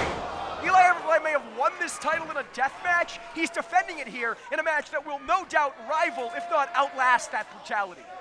Koto Hiro with a John Woo shotgun drop kick to Paradox. Now in control of this match. He's got the ladder set up in the corner. No, he's not thinking Death Valley Driver. Oh, Lord. Oh! Just an air raid crash there, but follows through. Dumps Paradox on his feet, and a spin kick connects. Educated feet of Koto Hiro. Put to good use here. And what is Koto Hiro? He's not scaling the ladder. He's not setting up to grab that championship. He has more destruction in mind as Wickett comes to meet him with a flurry of jabs. It's been a long, hard road for Koto Hiro. I don't think he's going to be satisfied just taking the but watch out here. And that's a long, hard ladder that he just spiked his chin on. That slingshot technique. Wicked now in the catbird seat, throwing the ladder across, calling for Hiro to come at him. A collision in mid-ring. Nice chop there from Wickett. Just caving in the chest to Koto Hiro. Rolling through, but Koto Hiro evades, and Eli Everfly catches him with a shotgun drop kick, perhaps killing two birds with one stone. Murder on Melrose, perhaps? Stacking him up, and oh my goodness! A package pile driver instead. Eli knows that there's no half measures in this match. Oh, it's another one! He's going for kill shots. Not going for the murder on Melrose just yet, but that might have been equally as effective. Kick to the gut here, maybe three. He wants to lay out all the competitors. He's going for the hat trick, but third time was not the charm. Not if Paradox has anything to say about it. Paradox setting him up. Wheelbarrow Bulldog! Paradox has had much luck with that wheelbarrow suplex before, but again, Moscow with that Cazadora reversal. The Lucha Libre surprises here. A fly doing a bulldog. It is truly Noah's Ark here in the Don Quixote. And now Eli Everfly setting up that ladder. Maybe looking to scale to the top, grab that championship. Take what's rightfully his and go home. He's trying to find the exact right positioning here. Is Eli Everfly. Hold on. He's fingertips away, but Wickett meeting him at the pass and a wow, smack to the rear. Was that a bit of encouragement from Wickett, or? Oh no, there it is. Yeah. Okay. Here we go. I thought that was like a good game kind of thing for a second. Listen, he's dressed as Chucky. Chucky's been known to do some stuff with Tiffany. He's got his own thing. Ankle biting stuff. It's not what we're seeing. Look at this Meteora from Eli from the top of the ladder. Brushes the title on his way down. Could have made that an effective grab maybe and come down title first. And you can see Eli Everfly really taking his time scaling the ladder. He wants to make sure he has eyes in the back of his head. He wants to make sure he's not scaling that ladder lest he gets caught by someone trying to grab him off or throw the ladder out from under him. Excellent point. You need your head on a 360 degree swivel. And this is exactly why! In any match, you need to be ready for anything. In a four-way match, you need to be ready for four anythings. And in a four-way ladder match, you need to be ready for the impossible. As Koto Hiro dives out of the corner, ripping Eli Everfly off the ladder, spiking him head first into the mat. And perhaps this is Koto Hiro's moment. Now he's scaling the ladder. And we can see that the ladder is bouncing here on the canvas. The official has got to keep it steady. The risk involved in climbing this ladder just by itself, before you have a competitor trying to rip you down from it. I'm afraid we're going to see serious injury here. Oh my God, no! The gorilla press on the ladder. Koto Hiro reverses with a sunset flip bomb! Paradox.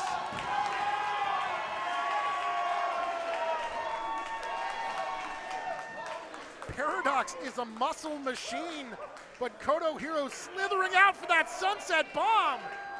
And look at the way that Paradox's neck just shirked off the canvas. Such a nasty landing and such quick thinking from Koto Hiro. The former champ risking life and limb to reclaim what he feels is rightfully his, but Wickett rolling in to meet him. Enoch the Enlightened watching his moneymaker disintegrate in front of him, hoping to see Paradox get back up on his feet while Wickett and Koto Hiro scaling opposite sides of the ladder. Both taking their time here. Not only are they worn down from everything this match has taken out of them, but they know that if they go too fast, that ladder will crumble. It'll be a much nastier landing than if they fall themselves. And one of them may be thinking, maybe I'll just try to snatch the title really quickly. But if you loosen that belt, if they can grab it from underneath you, it's victory just taken right away from you right away. It's an excellent point. You don't want to do your opponent's work for him, as now Wickett and Koto Hiro trading shots at the top, and Paradox with slaps to both men. If the coast isn't clear, it's just as dangerous as anything else. And wrestling is a dangerous game. We have another ladder here that Paradox and Eli have set up directly in front of the one that Paradox and Koto Hiro are headbutting each other atop. This is getting very dangerous in a hurry, Marty Quinn. This ladder looks like it's being held together with duct tape as all four competitors now high above the ring exchanging blows. This is not good. This is not going to end well for any of these men. Oh no. And Everfly and Paradox come crashing down, leaving only Koto Hiro and Wickett remaining. It's autumn and both men pulling a Humpty Dumpty, having a great fall as Wickett neutralizing Koto Hiro. He's gonna do it. He's gonna become the champion. Paradox having a hell of a year. He's unified the AWF, Unleashed and state titles. He's not unifying anything. Wickett's gonna win the Cruiserweight Championship, but not if Koto Hiro has anything to say about it. We saw Enoch come out with 3 belts belonging to Paradox. He's trying to add to that collection, but Koto Hiro's scaling it. Hold on, now Koto his Hiro. leg's caught. He's caught between the rungs of the ladder. He's got nowhere to go here. But he's in position to make... No, what is Wickett thinking here, Marty? To make Wickett's life a living hell. Ah! Double foot stop! The way his back slid down each of those steps. Oh no, Wickett losing that position at the top of the ladder, but Koto Hiro now clutching his chest. Let's watch this again. And he rides him like a sled. Oh. Double impact there from Koto Hiro. His neck snapping on both the rung of the ladder, the metal rung, and the ring canvas. It's gotta be in agony right now, Marty. My chest is bleeding just watching this. Like literally, I looked down and my shirt is stained. Wickett here. He has the ladder. He has the ladder perfectly positioned to scale it. I don't know what he's setting up for. I mean, let's call a spade a spade. Wickett is a fry short of a Happy Meal. He's got a few. He's crazy, Marty. I'll just come out and say it. That's the he's short crazy. word for it. He's setting up the contraption. He wants to put Koto Hiro in the device, dog. Oh man, he's not done with Koto yet. In the words of Jesse Eisenberg from the hit 2009 film Zombieland, Wickett looking to double tap, looking to make absolutely sure that Koto Hiro is neutralized, but it might have been his undoing as Eli Everfly pushes him off the top. The champion now looking at Koto Hiro like a succulent buffet meal. He's gonna do whatever he wants with him. At this point, Koto Hiro is still dazed. No. Well, what is happening? The amount of poise necessary. Oh, no. I think Eli Everfly was thinking murder on Melrose, that double underhook Canadian destroyer on top of the ladder, but Koto Hiro saw it coming, reversing into a Falcon Arrow! Oh, no! Oh, no. The ladder snapping in half, and so did Everfly's goddamn spine! Language. I am... Language from me, listen to this crowd. Rightfully so, I might add. Okay, I think we may have fixed that ladder once before. I don't know it's got any more days left in it. The only ladder that matters is the one perched in the center of the ring. But Koto Hiro has so many rungs to climb. He is so close, yet so far. Just trying to find a stable place on the mat to be able to put it down. Honestly, if you're one of the other competitors, just bumping into a ring post could shake this violently. Well, and again, we saw Koto Hiro caught up in those rungs. That ladder has taken nearly as much damage as any of these men. And what the hell is this guy doing here with Koto Hiro's own kendo stick? Hiro's former manager, Enoch the Enlightened, this weasel, this snake, this son of a... Again, the language. No, I didn't say it. I know, but you got so close. He doesn't deserve the discretion, but I didn't say it. Come, this is sick. Koto Hiro had this match won. Repeated shots to the back of Koto Hiro with his own kendo stick. This guy's such a you-know-what that he's cracking Hiro upside the back with his own weapon, and now assisting Paradox up the ladder. Not like this. Well, you can't say Enoch doesn't earn his paycheck. His managerial skills deserve some respect. He goes the extra mile. Koto Hiro is not going to go down that easily. Following Paradox up the top of the ladder. Koto Hiro has taken plenty of kendo shots before. You don't bring a weapon like that to the ring unless you know how to take the sting of it. And now, Koto Hiro showing Enoch and Paradox how it's done. And now Koto just leaving just more and more punishment. It's more than he deserves. And Wickett catching him with a cutter. But hold on. That championship fell. I think It might be whoever gets first dibs, and Koto is keeping away the opponent. Koto Hiro has seen red, the bell is rung, and yes, he is your Cruiserweight champion once again! Koto Hiro liberating the belt from the wire. It's now rightfully his. Hold on. Our officials are arguing here.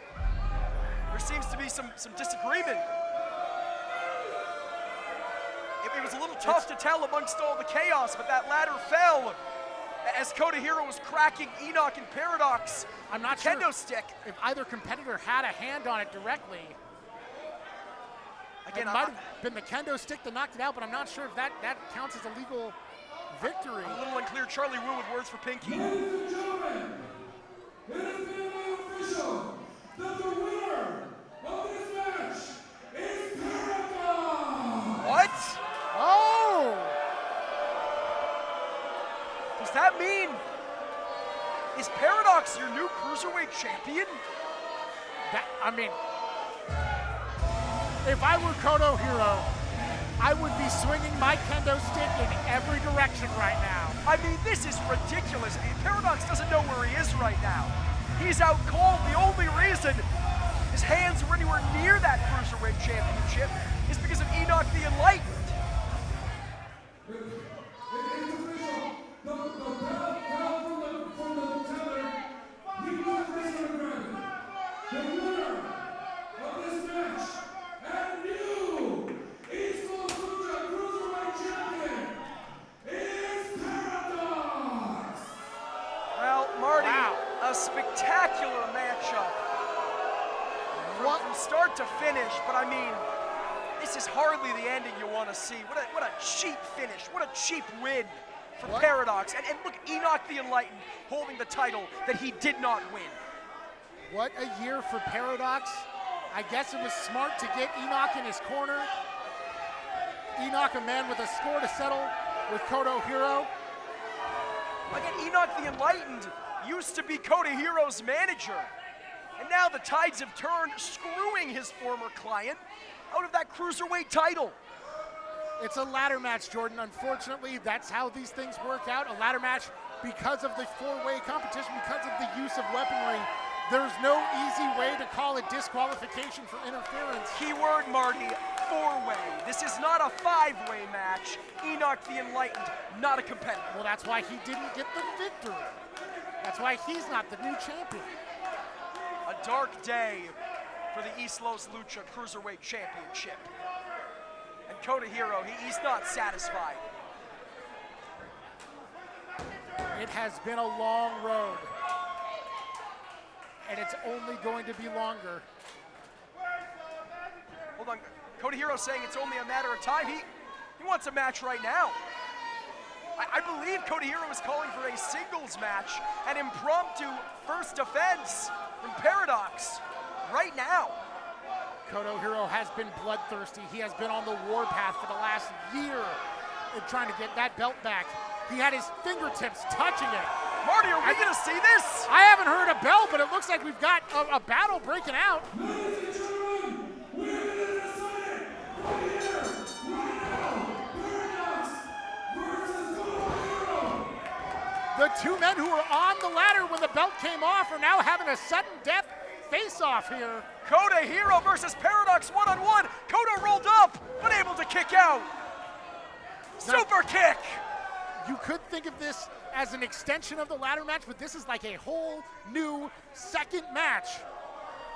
They're got to be exhausted. Oh my God, dropping Koto Hiro on his neck. Two. But Oh! still, Koto Hiro survives. He has fought tooth and nail to get back to that Cruiserweight Championship for a year. He's not letting it go. Not here, not now, not like this. Paradox into the ropes. Rebound lariat. Koto Hiro now back on his behind. Paradox looking for a victory here. He does not want to be the shortest reigning Cruiserweight champion in history. Brainbuster. Koto for the cover, and it's three.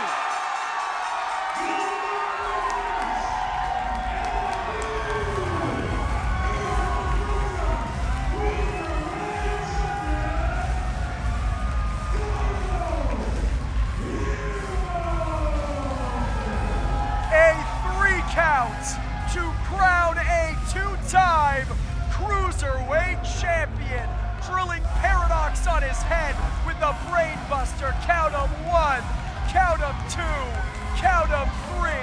Koto Hiro is finally atop the mountain once again. The mountain breaker scales the ladder. He's fought through Paradox. He had his sights set on Eli Everfly, but he'll take any champion and bring him to the mat. Koto Hiro, what an emotional roller coaster. You know, they say that pride comes before the fall. Paradox could have easily taken the cheap way out. He opted to give Koto Hiro his deserved championship rematch. And look at Paradox uncharacteristically raising the hand of Hiro. Perhaps a change of heart, or at least a sign of respect between these two great cruiserweight warriors. Enoch absolutely spitting nails mad. He had that belt in his hands. It's not his belt to hold. That's true. How about that? You're absolutely correct. But Paradox wrestling with a bit too much honor. And Koto Hiro now. He's asking for the ladder. Perhaps a moment of symbolism here from Koto Hiro. The Mountain Breaker. Oh, a ladder breaker.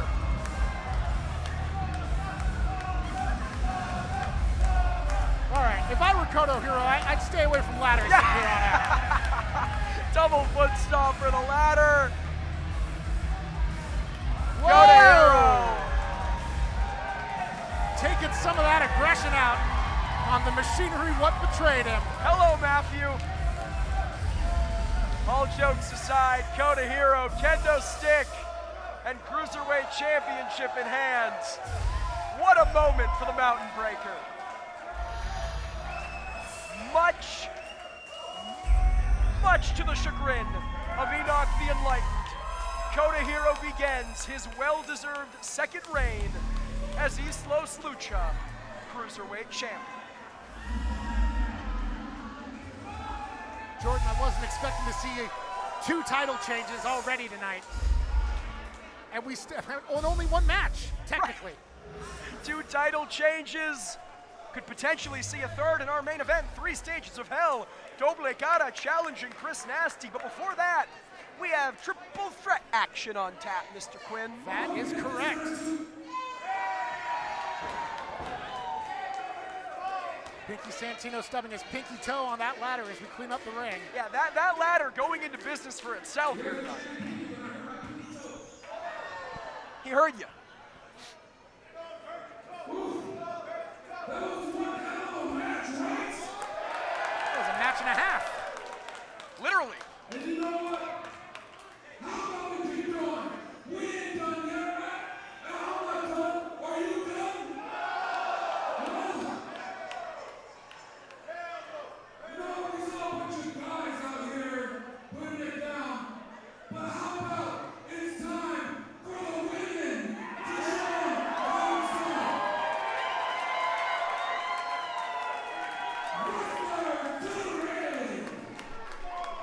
Now, I mentioned at the onset of this broadcast, unfortunately, this is live TV. Card is always subject to change, and the leader of the emo heads, Brooke Havoc, unable to join us tonight. So, EASTLOS Lucha Management thinking on their feet, adjusting on the fly, rolling with the punches, and we have ourselves a 3-way contest. That is correct.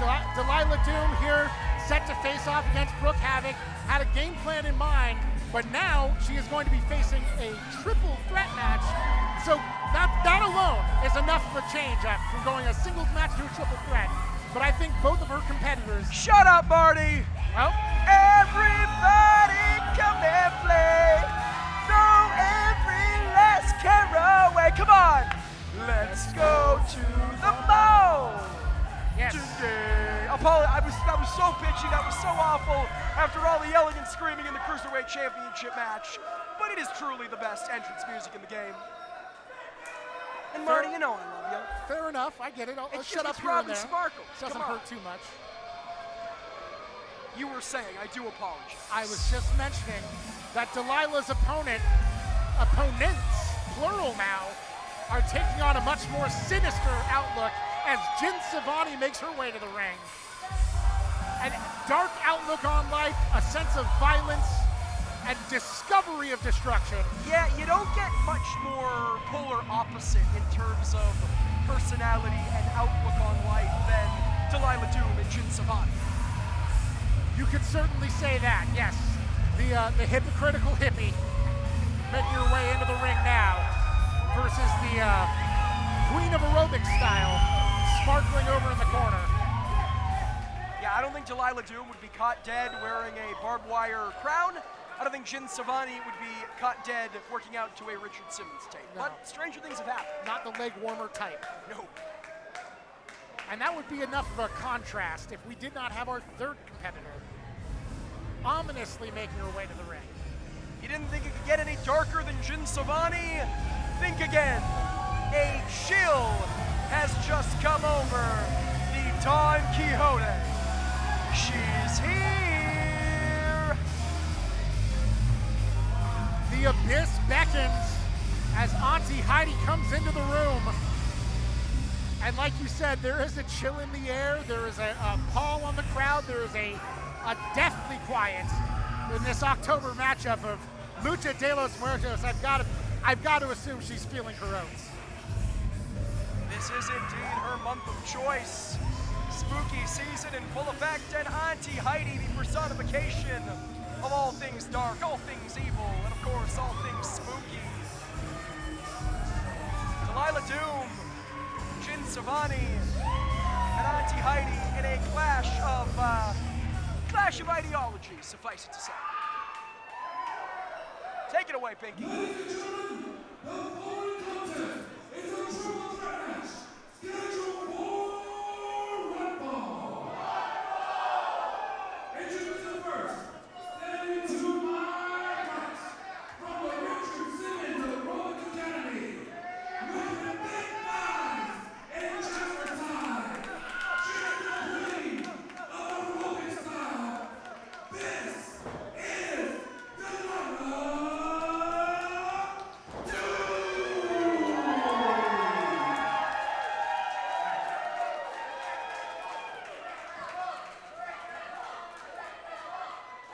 Introducing next, fighting out of Long Beach, California. She is the SoCal hippie. This is Jen Sevani.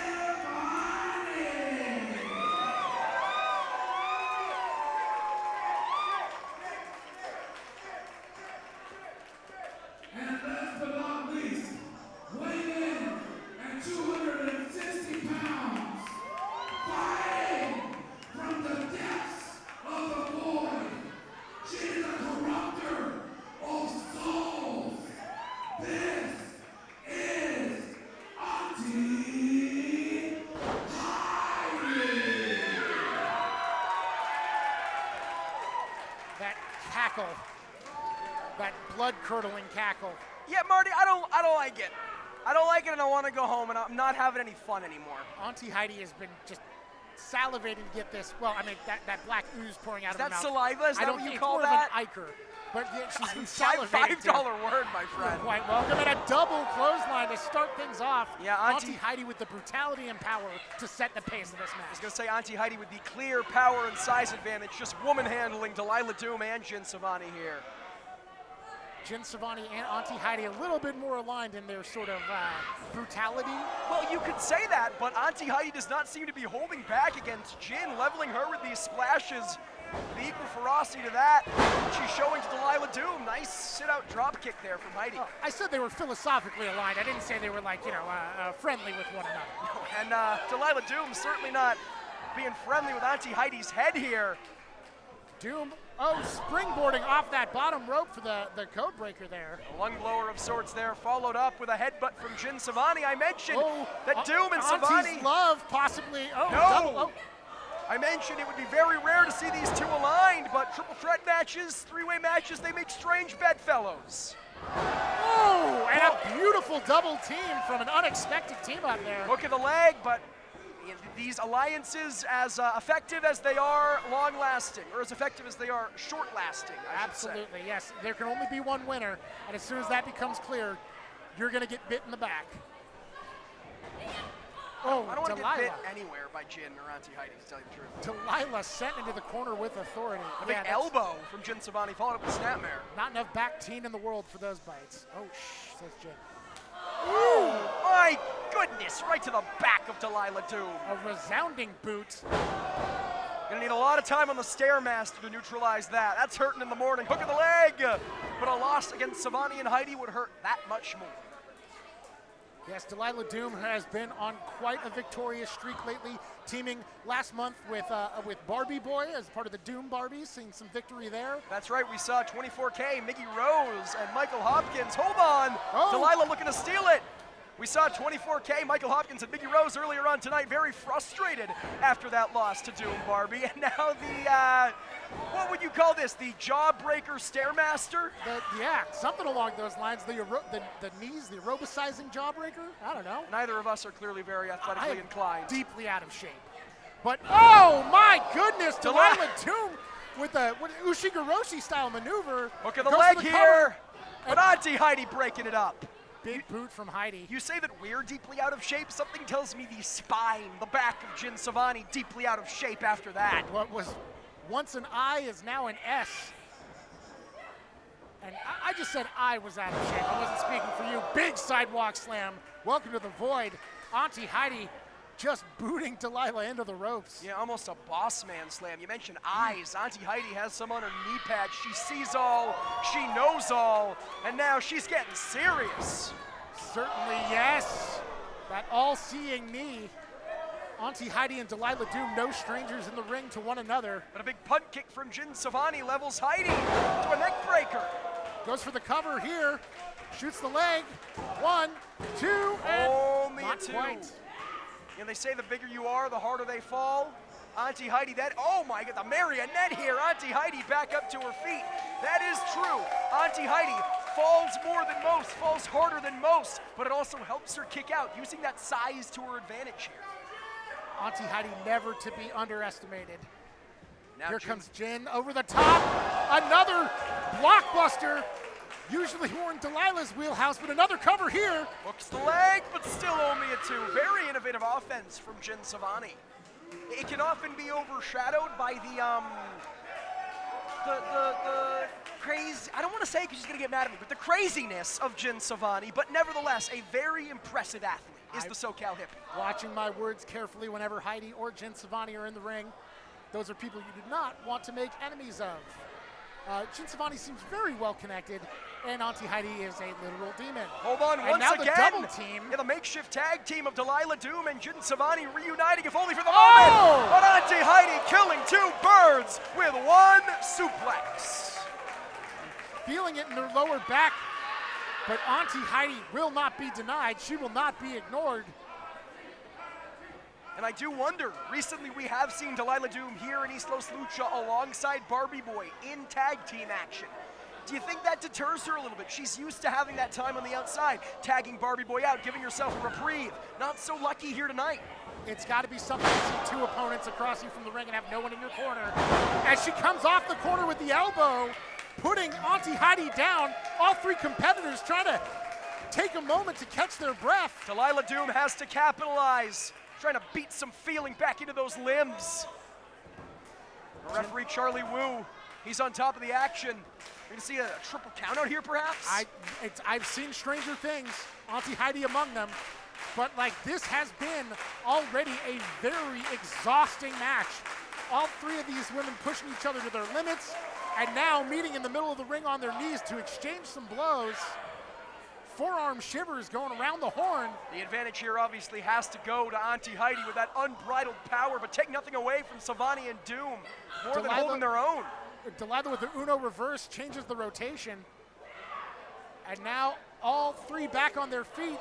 Delilah ping-ponging between them. Uno reverse, Delilah Doom drawing more than 4 here in terms of forearms. Oh. But Auntie Hydie and Jin Sevani colliding. Manages to trick the Rock in hard place into hitting one another. And now fighting back. bouncing off the walls. Like Richard Simmons reincarnated, Delilah Doom with the wheelbarrow bulldog and cut Jin Sevani along the way. Oh, what has she got in mind here? Stairmaster! Leaving footprints of her kids on the back of Auntie Hydie. And checking that pulse. But from behind, like a horror movie villain, Jin Sevani stalking Delilah Doom.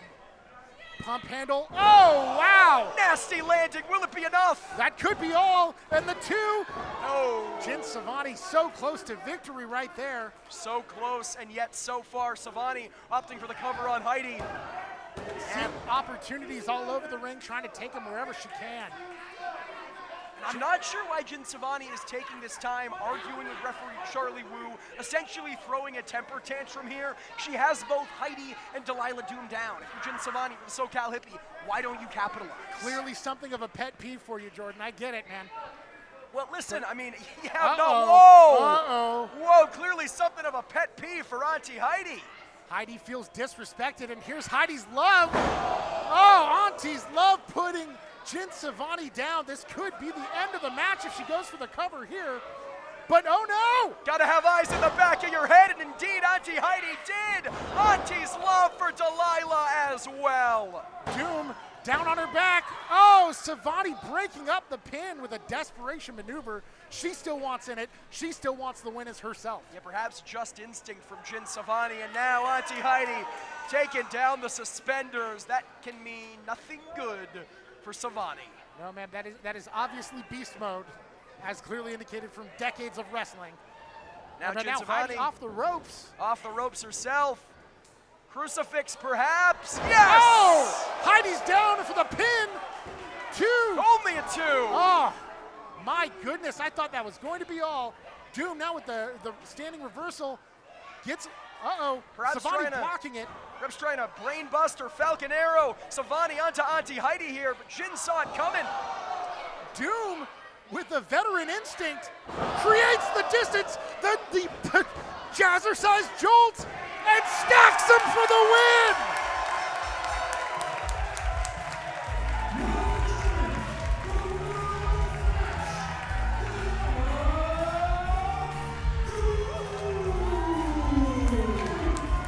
Delilah Doom outlasting not 1, but 2 of the darkest, most dominant deities here in EASTLOS Lucha. And this is how she sealed the deal. The jazzercise jolt from Sevani onto Hydie. Right on the breadbasket. And Doom stacks him up and walks away with a win. Come on, Marty. Bum, bum, bum, bum, bum, bum. Bum, bum, bum. Everybody come and play. Come on. I don't sing, I do the air drumming. Apparently I shouldn't be singing either. Yes. Let's go. Save the voice for Save the voice for commentary. Today, big victory for Delilah Doom. Delilah Doom, you can see her coming up on WoW Superheroes on October 21st, making her debut. I believe that's a friend of Delilah Doom. Oh, right. Gloria Glitter. Her twin. And my friend, Marty Quinn. I think it's about that time. Is that main event time? My favorite time. All right, ladies and gentlemen, I think it's time to go home, right?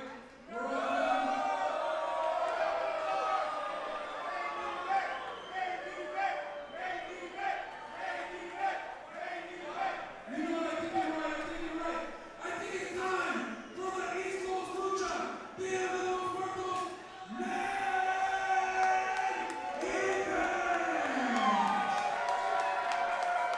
Ladies and gentlemen, before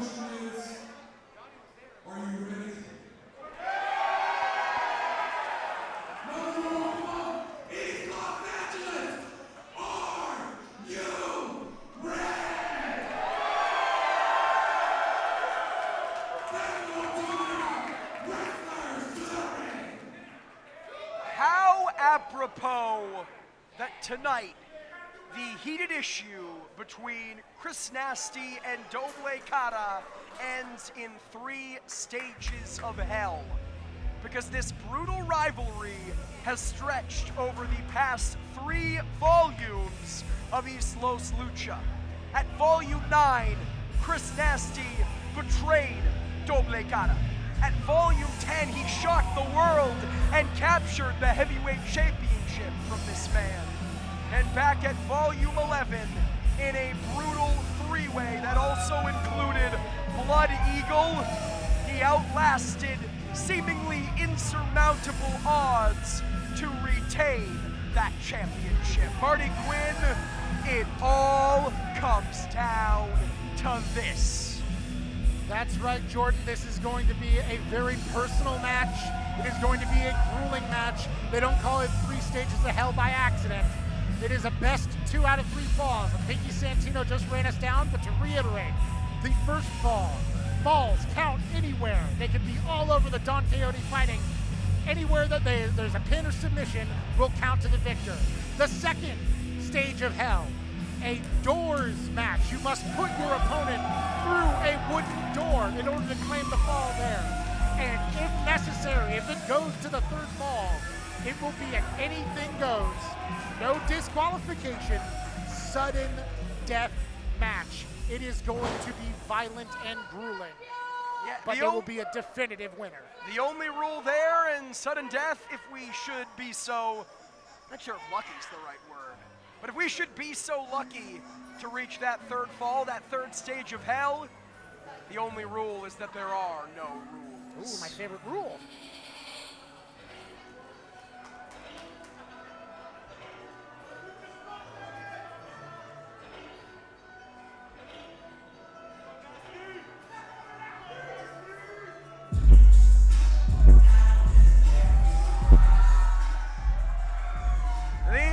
Lucha scumbag Chris Nasty, living up to his name in every sense of the word, showing his true colors, stealing that championship from the heart and soul of EASTLOS Lucha, Doble Cara, a reprehensible human being, but a reprehensible human being with gold around his waist. Very correct. And of course, when it comes to these matches, these deathmatch style matches, these brutal, violent matches, you can be a scumbag. You can cut corners. You can take whatever shortcuts, because they're not shortcuts when they're legal. Chris Nasty has set the tone and the pace of what this conflict is going to be like, and he can reach into that scumbag of tricks of his and pull out just about anything. And it's all nice and legal. Hey, Marty. The match hasn't even begun. The bell hasn't even rung. Hell, Pinky Santino hasn't even made the ring introductions. And Doble Cara has already grabbed a chair from ringside. It seems like Chris Nasty is looking to do the same. And the challenger, he may be sitting in it right now. Something tells me that it's going to change very, very quickly once the bell is called for. Doble Cara literally came to the ring with a pitchfork. That's a dangerous weapon. He came to the ring with a pitchfork. He's dressed like the devil. Like, that's Satan, man. That feels unfair to be the literal devil.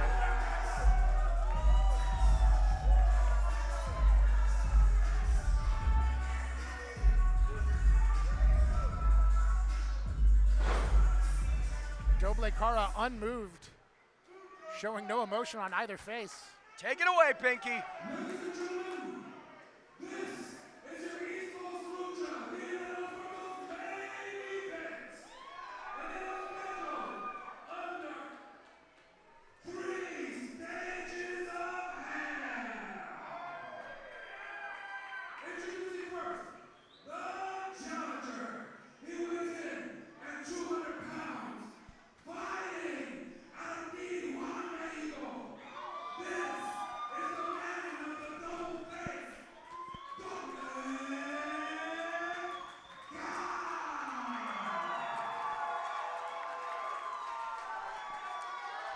It's been brought to my attention that the pitchfork is not metal.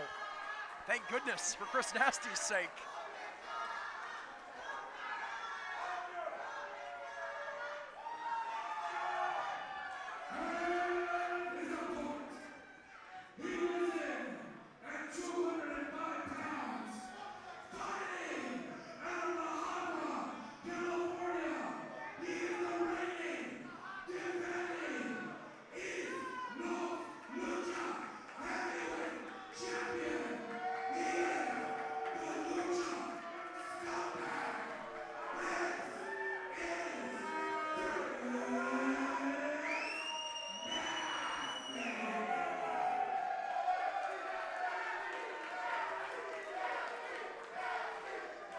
crowd split right down the middle here tonight.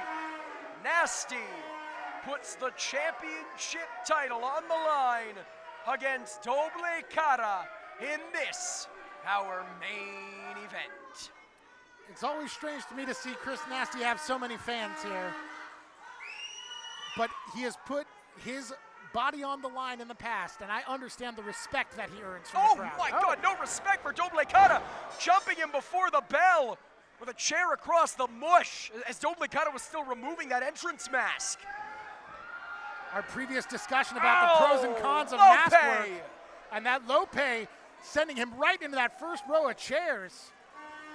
Listen, Chris Nasty, I may not like it, but it's very, very smart on behalf of the champion. He knew if he had any shot in, well, hell, pun intended, at beating Doble Cara here tonight, he had to get the jump on him. He had to attack him before he was really ready. Again, as I said, Chris Nasty, this plays all to his strengths in the cover here. Whew, looking to get through the first stage quickly. But this all plays to Nasty's strengths, that the weaponry, the underhanded techniques. In this sort of match, anything goes. And Doble Cara's fighting from the bottom here. He's got to work around those obstacles. Once again, this first stage of hell is falls count anywhere. This match can be won anywhere, hell, not just in the Don Quixote, but anywhere these men please, anywhere that our cameras will take us and beyond. We could see Chris Nasty and Doble Cara fighting in the locker room. We could see Chris Nasty and Doble Cara fighting in the streets, fighting by a taco stand, fighting in the auto zone next door. The violence between these men knows no bounds. The referee will follow them. The 3 count will be counted. The submission will be recognized. I just hope they don't touch my car. Yeah, please, I do not have good insurance. Chris Nasty directing traffic now and sending Doble Cara again into the chairs. Yeah, if the early going's any indication, speaking of insurance, Doble Cara is going to need the best health insurance money can buy because he has just been worked over by Chris Nasty, and I thought we were done with these things, Marty Quinn. I certainly hope he's already got the insurance, because if he tries to sign up after tonight, he's probably going to have some pre-existing conditions to worry about. The ladder match reintroduced, and if you've joined us since the very beginning of our broadcast, you know how dangerous those can be. Koto, Hiro, Eli Everfly, Wickett, and Paradox taking years off their career in the 4-way Cruiserweight Championship ladder match just a few moments ago. You know, these two might be taking years off of their career as well with this same sort of brutal matchup. We can see blood already pouring down Doble Cara's face. I think that ladder shot busted him open. Yeah, it shows how dangerous those ladders are. And we've seen them crunch, we've seen people fall off them, we've seen people fly off of them, but a shot like the one Nasty administered will cut someone like Doble Cara wide open. Oh, and here's one of those covers outside of the ring. Again, anywhere. It does not need to be within the confines of the ropes. And you were saying about taking years off of your career, but the important thing No! Scoop slam on the cement floor. Are those years, and another cover. This could be it. Are those years of your career with a belt around your waist? I understand why they push themselves like this. They want to have that glory. What good is a long career if you don't have any glory behind it? That's just what the EASTLOS Lucha Heavyweight Championship means. And look, Chris Nasty displaying his handiwork to the fans at ringside. The proverbial Macbeth is the Lucha scumbag. Blood on his hands meant to be figurative, but Chris Nasty never won for poetry. Oh my God! Oh. Doble Cara reversing and a suplex to the back of Nasty. A truly nasty landing for Chris. That floor is so hard and so firm you can tap dance on it in socks. Again, fans, it's an old adage. I might sound like a broken record, but it bears repeating. What the hell was that? And that sounds like a broken whatever that was. Bottle? It bears repeating. This is not quote-unquote TV wrestling. There's no fluffy pads at ringside. That is a hard cement floor. Absolutely no give, and absolutely no give in that backstabber. Backstabber, so apropos for Chris Nasty. And bringing him down for another cover here. Oh no. He is not done yet. He's completing the hat trick in 3 stages of hell.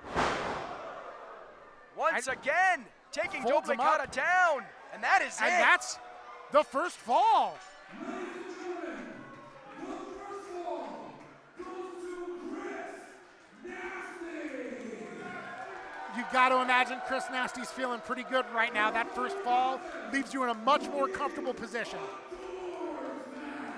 Yeah, I mean, that backstabber followed up with a double tap from Chris Nasty spelled disaster for Doble Cara. And you're absolutely right. This man is a backstabber. Look at this. This was the final blow. I'd say the killing blow, but Doble Cara still on his feet, still alive, if only for the moment. There's at least one, maybe even 2 stages of hell left. Shotgun drop kick there. Absolutely no give between Doble Cara's body and the ladder. Using those steel ladders, it's the devious minds of some of these wrestlers. That Doble Cara is now just in agony, blood already dripping down his face. You gotta think this is Chris Nasty's match to win at this point. Doble Cara is leaking blood. He has been for several moments. Not only is that gonna make you lose consciousness, it obstructs your vision. The challenger in a very, very bad place here, Marty. Chris Nasty living up to his name, tasting his own palms. Kick to the breadbasket, and Doble Cara now, the blood just dripping down. Chris Nasty onto the corner, but Doble Cara meets him with an elbow and a boot to the face. Acting on instinct now. I don't know if he can even see Nasty with his eyes bloodied over like that. He's got to use his instincts, his ears, his other senses to drive him around the ring as he goes up top. That's exactly what he seems to be doing from the top, cross body. But he's got to set up a door. He can't pin Nasty. He can't make him tap him out. Hell, he can't knock Chris Nasty out. He needs to put him through a door. And even then, if he beats Nasty, he still has to get through sudden death. It's paradoxically a safe place right now with no doors in the ring. Nothing safe about this for Chris Nasty. Doble Cara rides him all the way down to the floor. Ugly landing for both of these men. And Doble Cara, perhaps in the immortal words of one Billy Joel, not forgetting his second wind here. Billy Joel, at a wrestling show. He's a legend. All right. Doble Cara with the crimson mask. And I believe that was a beer bottle across the face of Chris Nasty. Probably not the refreshing beverage that Nasty would like at this moment, and nothing refreshing about that chair across the back. It is refreshing to see Doble Cara in the driver's seat of this match, though. I thought Chris Nasty with that early pinfall was going to walk away with it. Yeah, but Marty, is it too little too late? Because the first stage of hell was all Chris Nasty. Doble Cara may be back up to his feet, but he is not 100% here. Chris Nasty off the ropes and clocked upside the skull once again with those ringside chairs. Marty, those are very comfortable to sit in if you buy a ticket for EASTLOS Lucha Volume 13 when we return here to the Don Quixote, but they are not so comfortable to crack upside a man's skull. Excellent getting the plug in there, Jordan Castle. And a kick to the ribs. Chris Nasty spills out to the floor, bruised in the ribs, and now just laying on that cold concrete as Doble Cara picks up a ladder with devious intention. Doble Cara almost like a shark, smelling that blood and seeing red. It's his own blood. Right. He's feeding off of it here. And biting at the forehead of Chris Nasty. Obviously, blood loss can lead to exhaustion, a lack of durability, a lack of cardiovascular strength. Marty, how are you talking about the scientific background of blood loss when this man, Doble Cara, is chewing the forehead of Chris Nasty? Very much my follow-up point. There's also, like you said, the animal instincts, that survival instinct that can come up as soon as blood, your own blood, drips down your face. That activates things in the mind that aren't normally there. As Chris Nasty displaying some excellent acrobatic skills with that drop kick. A shotgun drop kick once again. And it seems like Chris Nasty has evil intentions. Doble Cara introduced the door, but Chris Nasty may be about to put him through it. Taking his time, leisurely pace from Chris Nasty. I'm not sure if I can agree with this as he stacks the door up in the corner. Such a precarious predicament for both competitors, but it looks like Nasty now got him lined up. Perhaps looking for a razor's edge here? Dead on target. He's trying to get Doble Cara up and over. But took a second too long with the taunting thrust kick from Doble Cara, stomping on the fingers and a sit-out drop kick to the face. Beautiful combination. That'll shave the mustache off of Nasty's face. Ooh, don't say that. he'll lose all his power, like Samson. And now Doble Cara feeding off the Don Quixote. He may not be able to see him with the blood in his eyes, but he can sure as hell hear him. Doble Cara, the chance energizing him, maybe giving him some ideas here. And he does not like the way that Nasty set up that door, Marty. No, he's an artiste. He's very particular about that particle board. It's real wood, actually, now that I'm seeing it from here. I just wanted to make a particular. I get it. I get what you were going for. I respect it. But no respect from Doble Cara to Chris Nasty here, laying in the boots. Forearms. Chris Nasty with a nasty one of his own to the mush of Doble Cara. This could be it. This could be all. Look at the strength of Nasty, but Doble Cara had an answer. Elbow catches Doble Cara, sends him into the corner. Man, Marty, this is so nail-biting. This is so tense. Only one way to win this, and Nasty building up that head of steam. Doble Cara, drops some feet away from the door. Big back suplex there. If only he was able to get that rotation, if only he was able to get Nasty through that door, we would be moving on to stage 3. We'd be moving on to sudden death. But alas. Some kind of blue thunder bomb would have changed the whole situation. And now, twin clotheslines. Stereo clothesline there between Nasty and Cara, and both men are down.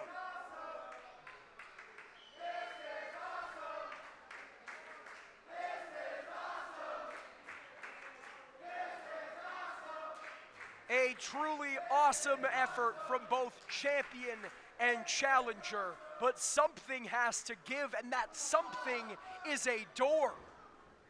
Right you are again, Jordan. Oh! Another big discus forearm there. Yeah. Chris Nasty now looking to end it. He wants to send everybody home and himself happy with that championship still around his waist. Well, at least half of the crowd would be sent home happy.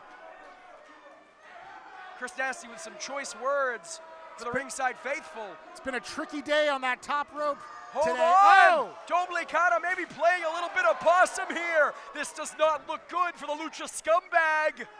Not a lot of room to maneuver. Chris Nasty with almost nowhere to go. Now Doble Cara perched atop the High Red District. Chris Nasty trying to regroup, trying to reassess here. He's not thinking Hurricane Rana. Whatever he's thinking it's the end of the road. He's thinking that you can put this away in just a moment.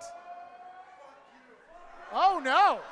Repaying the favor, biting the forehead of Doble Cara. Did Doble Cara have an eyebrow ring before this match started? I wasn't paying attention.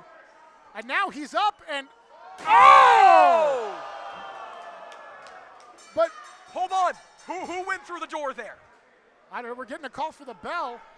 Doble Cara tried to roll him up for the pin. Yes, what, no, hold on. Our official. I can't tell here. The official raising the arm of Doble Cara. I think he was technically in control. Our official communicating with Pinky Santino. Doble Cara thinks he's won this matchup. Yeah, I'm not sure with that door collision. I'm not sure if that was a.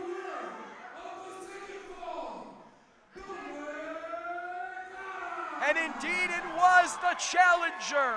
We are 1-1. We move on to stage 3, sudden death. I'm trying to make sure that the door victory is clearly his by.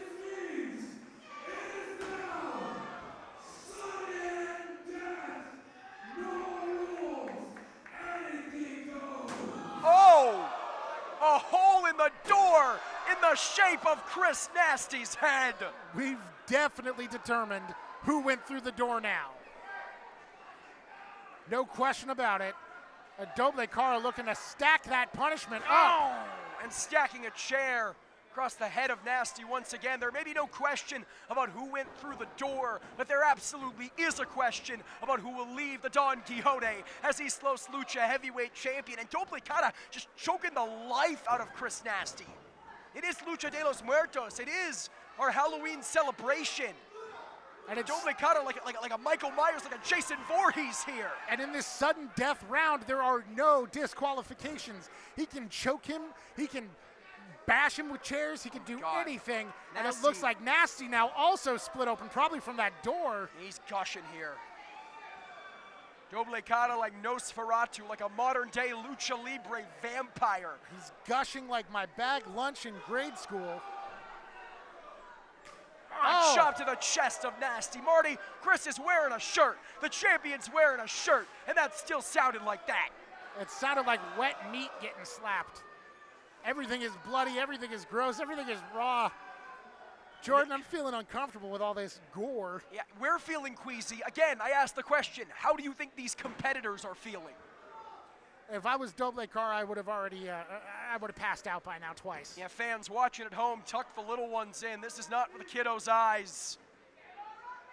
But that's just what this rivalry has been all about. That's just how personal this issue has gotten between champion and challenger. It facilitates this type of brutality. It's been about the blood. Cover it's here. It's been about the struggle. New champion. And the cover. Oh. It's been very personal. Chris Nasty starting this off with a betrayal. And now Doble Cara trying to end the story here, trying to get Chris Nasty out of his life and his title back on track. You see both of these competitors moving a little slowly, both of these competitors a little sluggish at this juncture with all the blood they've lost. Can hardly blame them. Absolutely. Whew. Like you said, it's in the air. I can smell it now, the blood. It smells like pennies. Ow! Wowie. Jesus. Blow for blow. A hockey fight now breaking out. Uh-oh. Chris Nasty sends Doble Cara into the corner. Huge forearm. Doble Cara chasing him across the ring for a retaliation. Oh, but Chris Nasty catches him. These men have each other's numbers. They've spilled blood against one another so many times over the course of the last year here at EASTLOS Lucha, but it is Chris Nasty finding an answer. Doble Cara staggered on spaghetti legs. Nasty. 1-1 in these 3 stages of hell. Nasty with that back elbow. Nasty looking to keep that belt around his waist, rolling out. Oh! Sit out drop kick once again. Marty Quinn, if this is what hell looks like, then I gotta start praying. I gotta start attending Sunday services instead of being here with you calling wrestling shows, because this is ghastly, man. I could definitely be spending my time at a food bank right now. Chris Nasty with a broken shard of door, the other half was planted through his skull. Chance for Doble Cara. Maybe fading in intensity now as it looks like bad news for the champ. What is the Chris Nasty challenger. plan? He's on the opposite side of the ring here. No. Chris Nasty. He's bought his ticket. He's boarded. He's checked his bags. He's going coast to coast. Ho, ho, ho, ho. That's no Spirit Airlines. Chris Nasty, the Lucha scumbag, sailing through the air. First class ticket to hell for Doble Cara. See it again. Look at the distance. Oh my Jesus. 2 boots. I mean, a coast to coast cover here. Oh. Champion retains. No. A Just coast to 2. coast, already such a devastating maneuver as is. But the door sandwiched between the face of Cara and the feet of Chris. Just pure wood. Now Nasty back up to his feet. Doble Cara. Oh no. He's on his knees. Come on, come He's on, got it come again. on. Oh, buddy, no. The same hole that Chris Nasty Crawled had out of? had his head drilled through. Doble Cara just got a classic receipt. Oh. Ooh. Pasting his chest with that chop. Nasty feeling himself. Springboard, Oh. maybe they can springboard stunner, but Doble Cara caught him in the waistlock. Pump handle perhaps. Oh. Up and down. And he's got him covered. New champ! Two. Oh! That maneuver from Doble Cara looked like a match winner. Marty, But I don't know what else is left. I don't know what these two can do. I don't know what I'm seeing here. I thought Blood. I knew what a violent professional wrestling match was. I thought I knew what a death match was, but this is on another level. These 3 stages of hell, and the third one is absolutely everything that it promised. Hold on, wheelbarrow cover here from Doble Roll him Cara. up. Chris Nasty doesn't want to go out like that. Back to his feet. A Super slick kick. super kick. Nasty sends Doble Cara against the ropes. There's that Blue Pins Thunder him. bomb. Oh, he's going for another. Falcon Falcon. Arrow. He did the deal. Is he going to win it here? The Oh. champ does not retain. Doble Cara stealing my breath away with these close calls. But Chris Nasty unable to steal the victory. And look at the desperation on the face of Nasty, Marty. I just see blood. Blood and smudges and a mustache. Hold on. Saw the proverbial light bulb tick on over the skull of Nasty. He's got an idea, and I don't like it. He's searching for something here.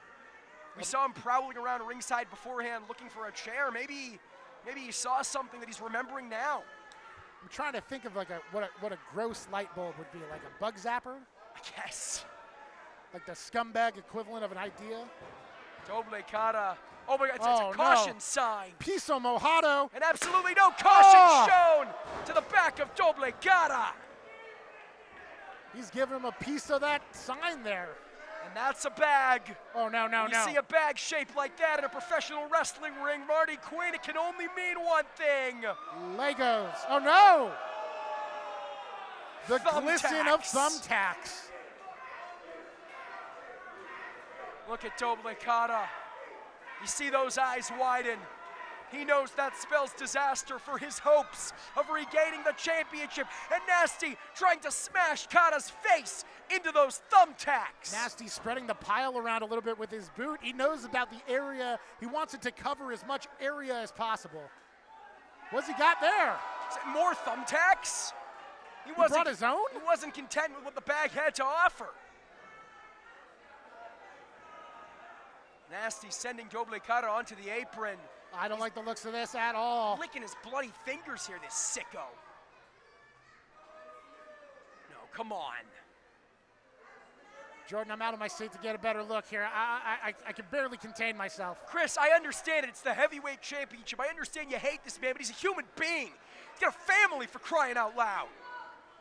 You can't be thinking about human beings when you're in the wrestling ring, when you're in the third stage of hell. Oh, no. Chris Nasty's not thinking about much of anything as Doble Cara levels his gut with those punches.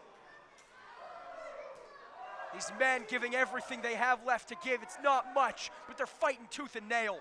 Back and forth, smearing each other's blood on one another now at this point. This has been a war of attrition.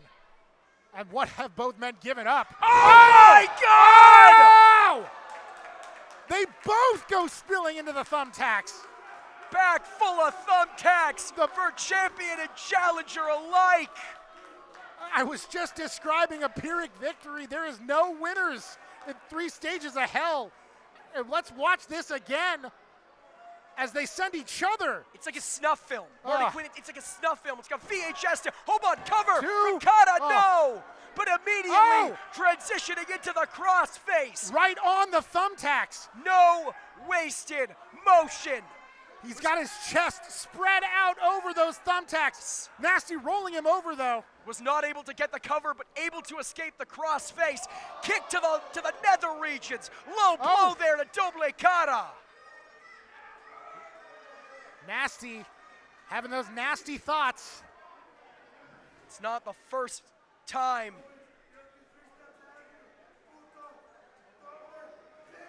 Oh, he says he's 3 steps ahead of you. He said a couple of other words at the end there too. Again, only sophomore year Spanish. Nasty's But now- looking to finish it here, but Doble Cara has him up. Tombstone! And I think the Oh, championship boy. reign of Nasty will rest in Oh. peace. the new champion.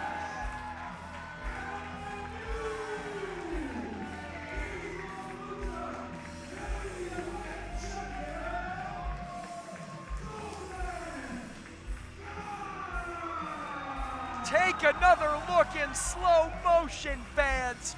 Chris Nasty's neck, his skull drilled into a canvas full of thumbtacks. And with 3 seconds, his championship reign up in smoke. Doble Cara with a glassy, murderous look in his eyes as he drops Nasty on his head and reclaims that heavyweight championship that defined him so much over these past few months. Sudden back out of Chris Nasty's hands. Sudden death, the 3rd stage of hell here tonight. You know, the dictionary definition of death is the action or fact of dying or being killed. And tonight, Doble Cara killing the run of Chris Nasty. This evening was full of Lucha de los Muertos, and none more deadly than that 3 stages of hell. Folks, I want to thank you all so very much for joining us tonight. Oh, Doble Cara with a microphone.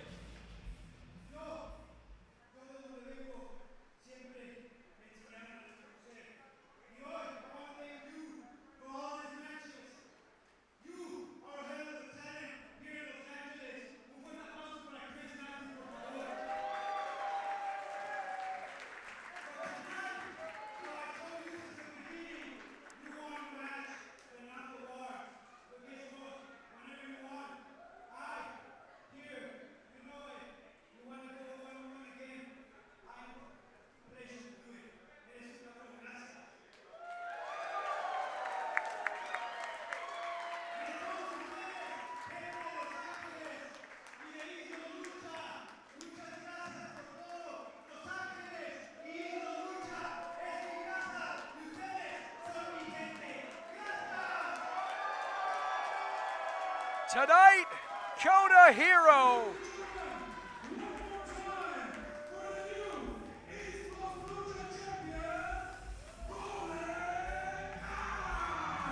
Tonight, Koto Hiro recapturing the Cruiserweight Championship. Doble Cara recapturing the Heavyweight Championship. Time is a flat circle, Marty Quinn. The more things change, the more they stay the same. Fans, I want to thank you so much for joining us here live and free on YouTube. This has been EASTLOS Lucha Volume 12, Lucha de los Muertos. We will see you next time.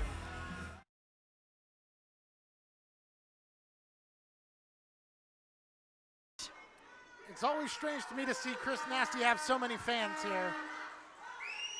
But he has put his body on the line in the past, and I understand the respect that he earns from the crowd. Oh my God, no respect for Doble Cara, jumping him before the bell with a chair across the mush as Doble Cara was still removing that entrance mask. Our previous discussion about the pros and cons of mask work, and that Lope sending him right into that first row of chairs.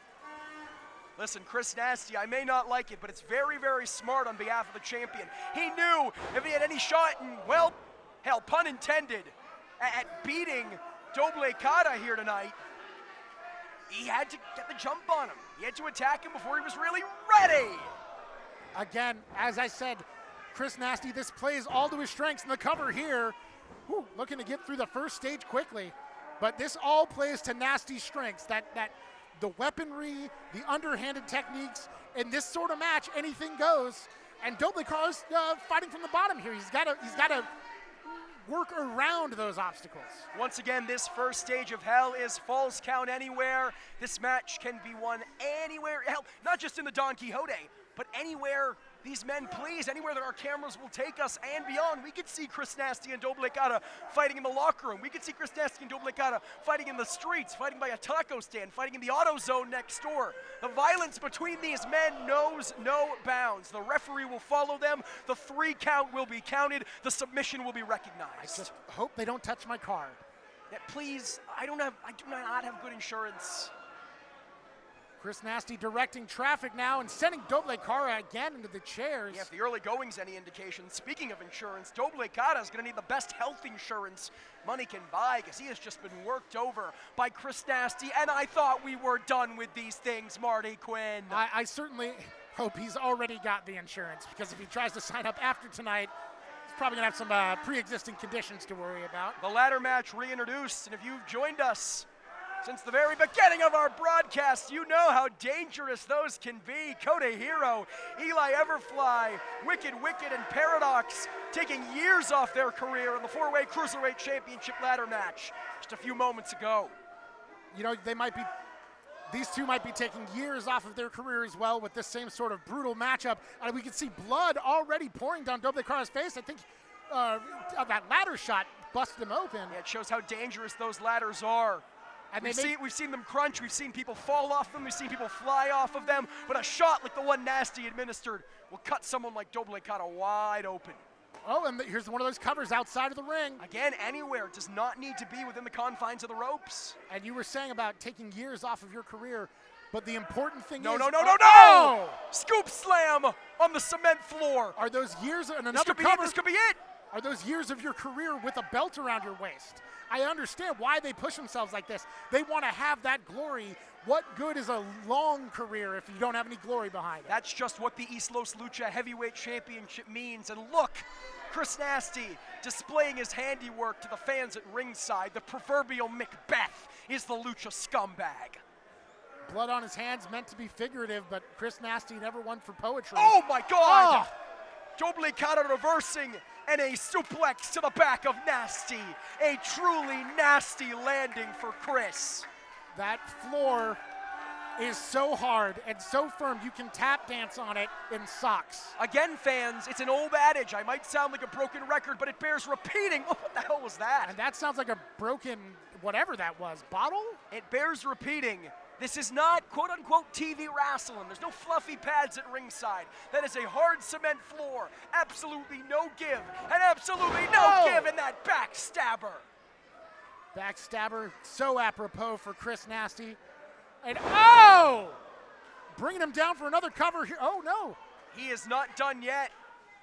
He's completing the hat trick in 3 stages of hell. Once again, taking Doble Cara down, and that is it. And that's the first fall. Ladies and gentlemen, the first fall goes to Chris Nasty.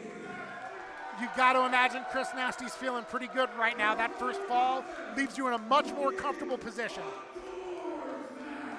Yeah, I mean, that backstabber followed up with a double tap from Chris Nasty spelled disaster for Doble Cara. And you're absolutely right. This man is a backstabber. Look at this. This was the final blow. I'd say the killing blow, but Doble Cara still on his feet, still alive, if only for the moment. There's at least one, maybe even 2 stages of hell left. Shotgun drop kick there.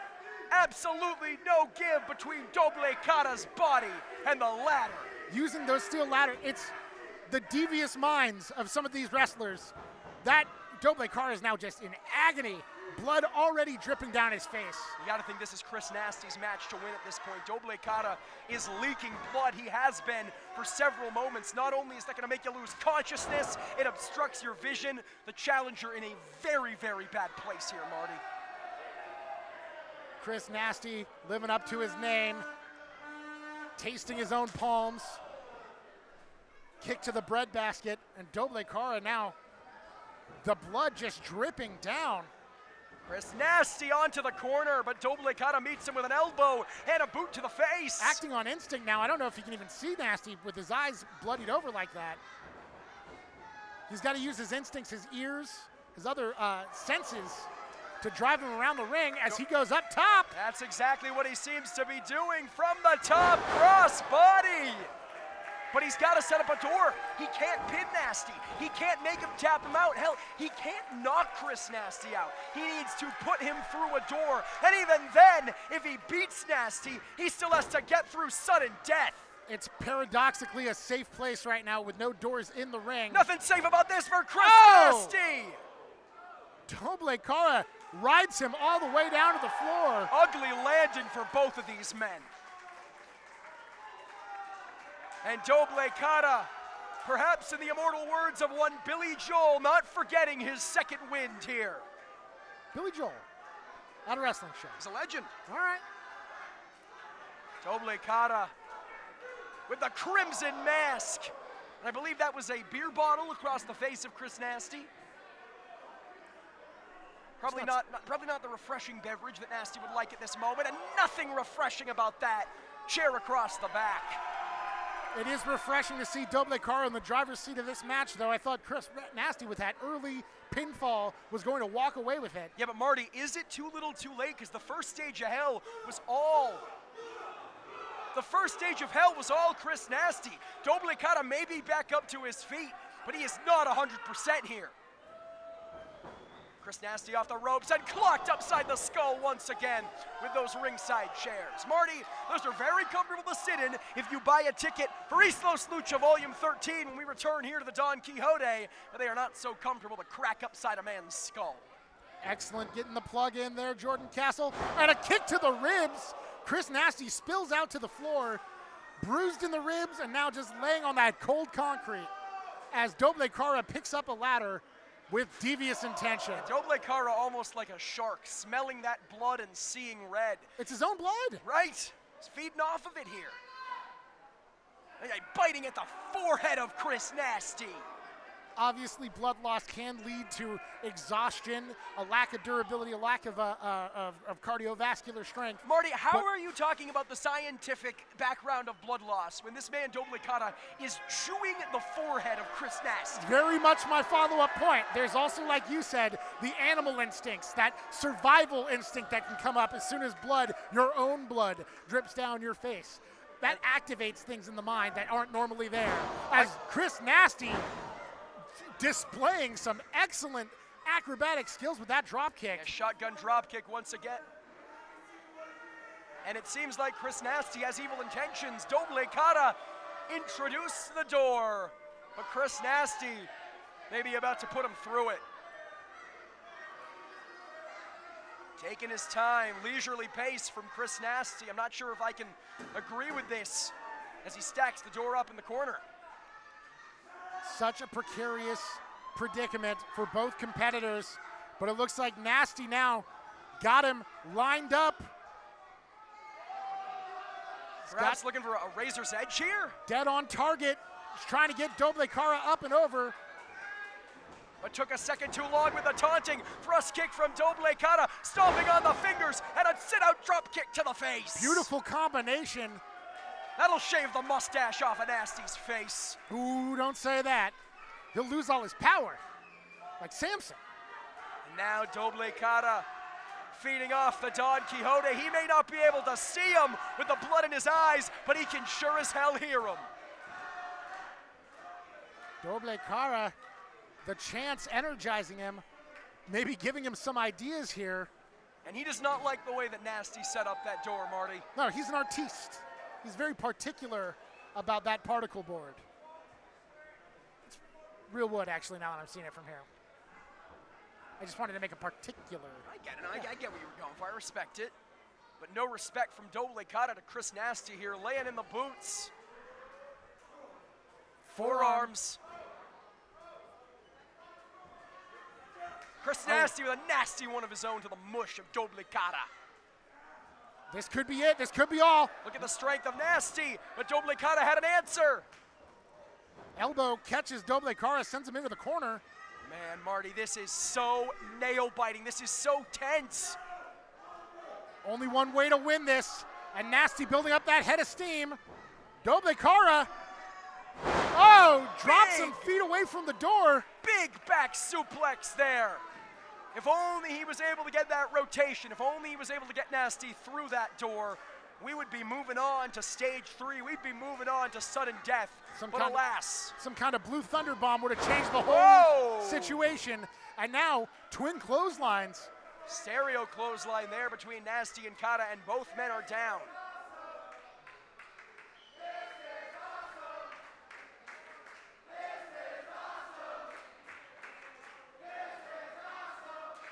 A truly awesome effort from both champion and challenger, but something has to give, and that something is a door.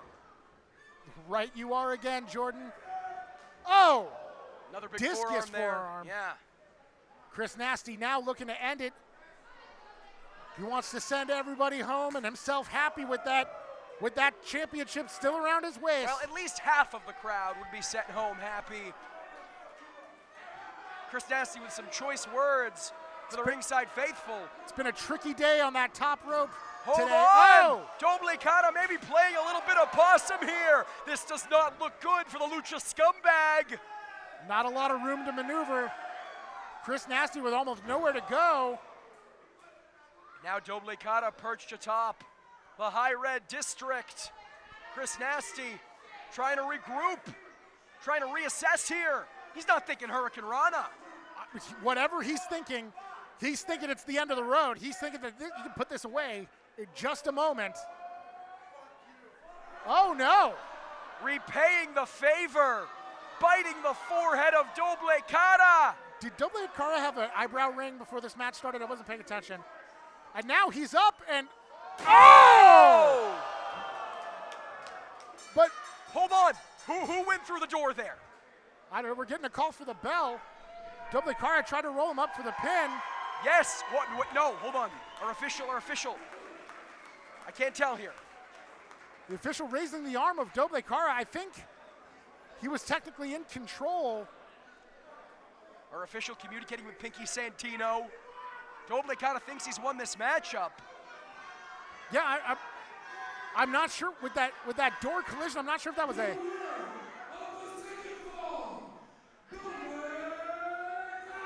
And indeed it was the challenger.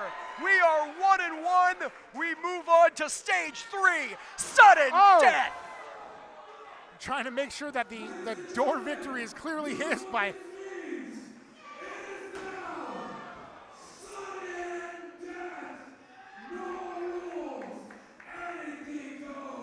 Oh, a hole in the door in the shape of Chris Nasty's head. We've definitely determined who went through the door now. No question about it. Doble Cara looking to stack that punishment up. Oh, and stacking a chair across the head of Nasty once again. There may be no question about who went through the door, but there absolutely is a question about who will leave the Don Quixote as EASTLOS Lucha heavyweight champion. And Doble Cara just choking the life out of Chris Nasty. It is Lucha de los Muertos. It is our Halloween celebration. And it's Doble Cara like a Michael Myers, like a Jason Voorhees here. And in this sudden death round, there are no disqualifications. He can choke him, he can bash him with chairs, he can do anything. Nasty. And it looks like Nasty now also split open, probably from that door. He's gushing here.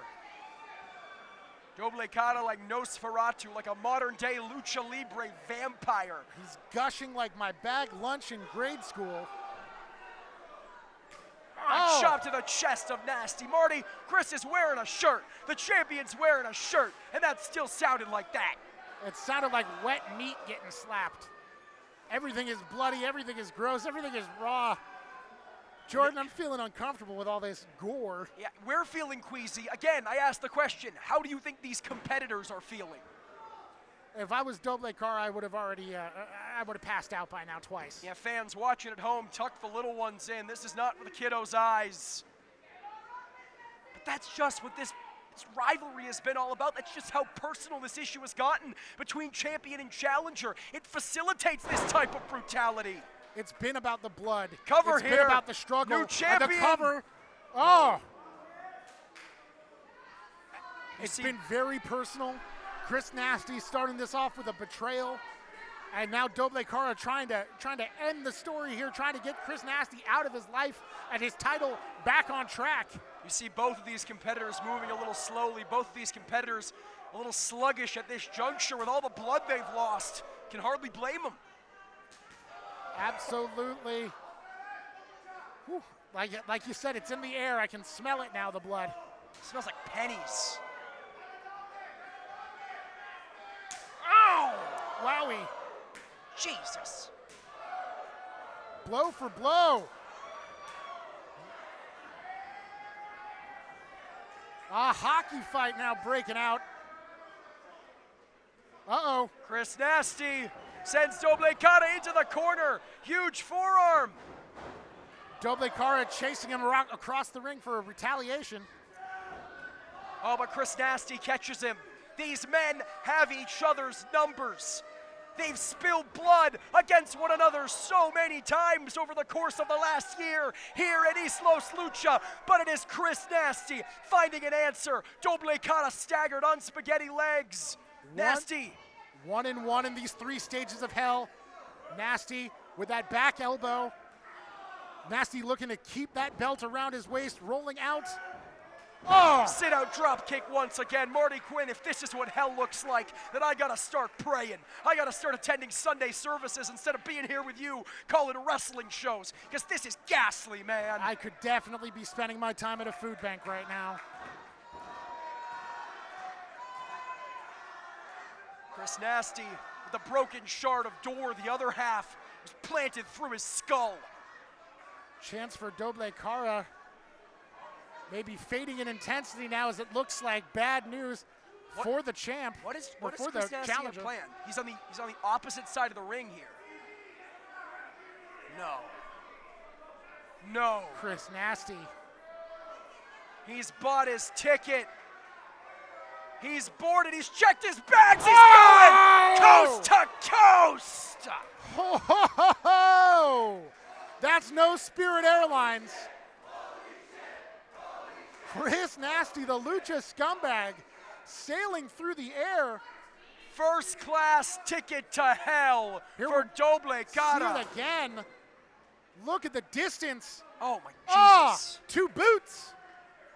I mean, a coast to coast cover here. Oh. Champion retains. No. A Just coast to 2. coast, already such a devastating maneuver as is. But the door sandwiched between the face of Cara and the feet of Chris. Just pure wood. Now Nasty back up to his feet. Doble Cara. Oh no. He's on his knees. Come on, come got on, it come again. on. Oh, buddy, no. The same hole that Chris Nasty Crawled had out of? had his head drilled through. Doble Cara just got a classic receipt. Oh. Ooh.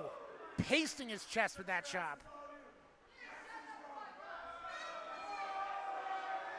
Nasty feeling himself. Springboard, Oh. maybe they can springboard stunner, but Doble Cara caught him in the waistlock. Pump handle perhaps. Oh. Up and down. And he's got him covered. New champ. 2. Oh. That maneuver from Doble Cara looked like a match winner. Marty But Quinn, I don't know what else is left. I don't know what these two can do. I don't know what I'm seeing here. I thought Blood. I knew what a violent professional wrestling match was. I thought I knew what a death match was, but this is on another level. These 3 stages of hell, and the third one is absolutely everything that it promised. Hold on, wheelbarrow cover here from Doble Roll it Cara. up. Oh. Chris Nasty doesn't want to go out like that. Back to his feet. A Super slick kick. super kick. Nasty sends Doble Cara against the ropes. There's that Blue Pins Thunder him. bomb. Oh, he's going for another. Falcon Falcon. Arrow. He did the deal. Is he going to win it here? The Oh. champ does not retain. Doble Cara stealing my breath away with these close calls. But Chris Nasty unable to steal the victory. And look at the desperation on the face of Nasty, Marty. I just see blood. Blood and smudges and a mustache. Hold on. Saw the proverbial light bulb tick on over the skull of Nasty. He's got an idea, and I don't like it. He's searching for something here. We saw him prowling around ringside beforehand looking for a chair. Maybe he saw something that he's remembering now.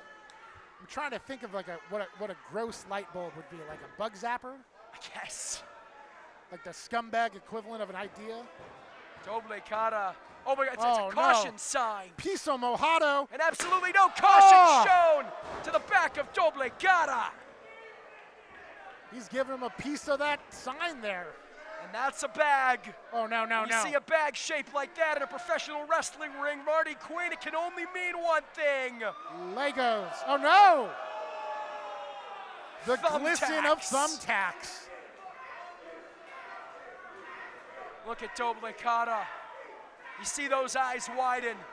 He knows that spells disaster for his hopes of regaining the championship. And Nasty trying to smash Kara's face into those thumbtacks. Nasty spreading the pile around a little bit with his boot. He knows about the area. He wants it to cover as much area as possible. What's he got there? Is it more thumbtacks? He brought his own? He wasn't content with what the bag had to offer. Nasty sending Doble Cara onto the apron. I don't like the looks of this at all. Licking his bloody fingers here, this sicko. No, come on. Jordan, I'm out of my seat to get a better look here. I can barely contain myself. Chris, I understand it. It's the heavyweight championship. I understand you hate this man, but he's a human being. He's got a family, for crying out loud. You can't be thinking about human beings when you're in the wrestling ring, when you're in the third stage of hell. Oh, no. Chris Nasty's not thinking about much of anything as Doble Cara levels his gut with those punches. These men giving everything they have left to give. It's not much, but they're fighting tooth and nail. Back and forth, smearing each other's blood on one another now at this point. This has been a war of attrition. And what have both men given up? Oh my God! Oh! They both go spilling into the thumbtacks. Bag full of thumbtacks for champion and challenger alike. I was just describing a Pyrrhic victory. There is no winners in 3 stages of hell.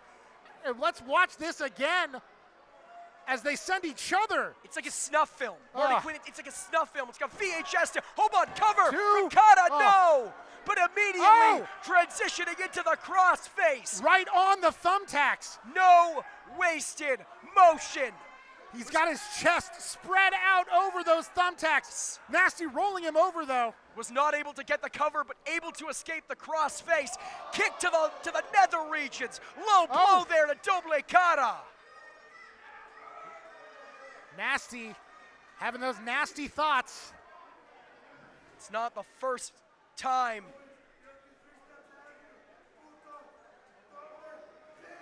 Oh, he says he's 3 steps ahead of you. He said a couple of other words at the end there, too. Again, only sophomore year Spanish. Nasty's looking to finish it here, but Doble Cara has him up. Tombstone! And I think the championship reign of Nasty will rest in peace. We have a new champion!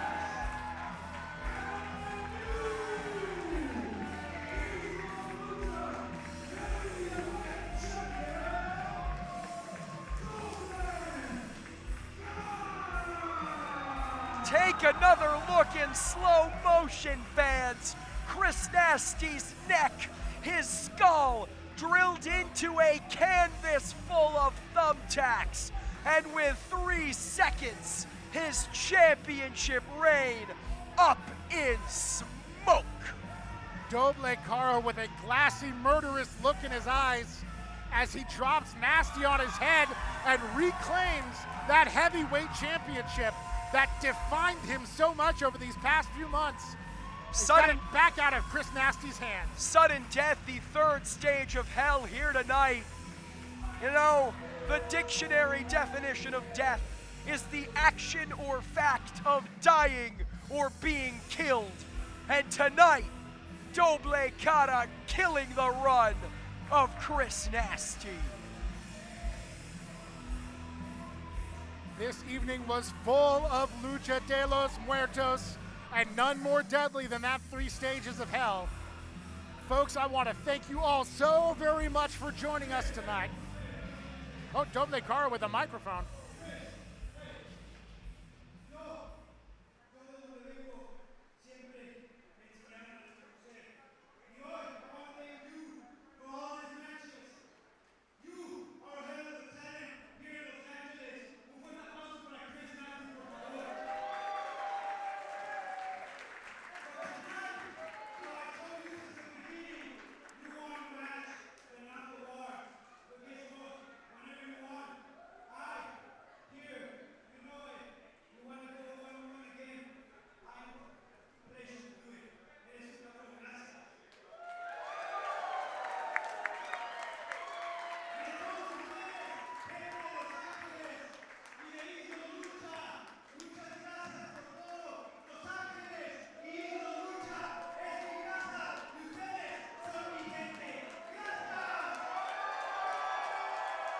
Tonight, Koto Hiro.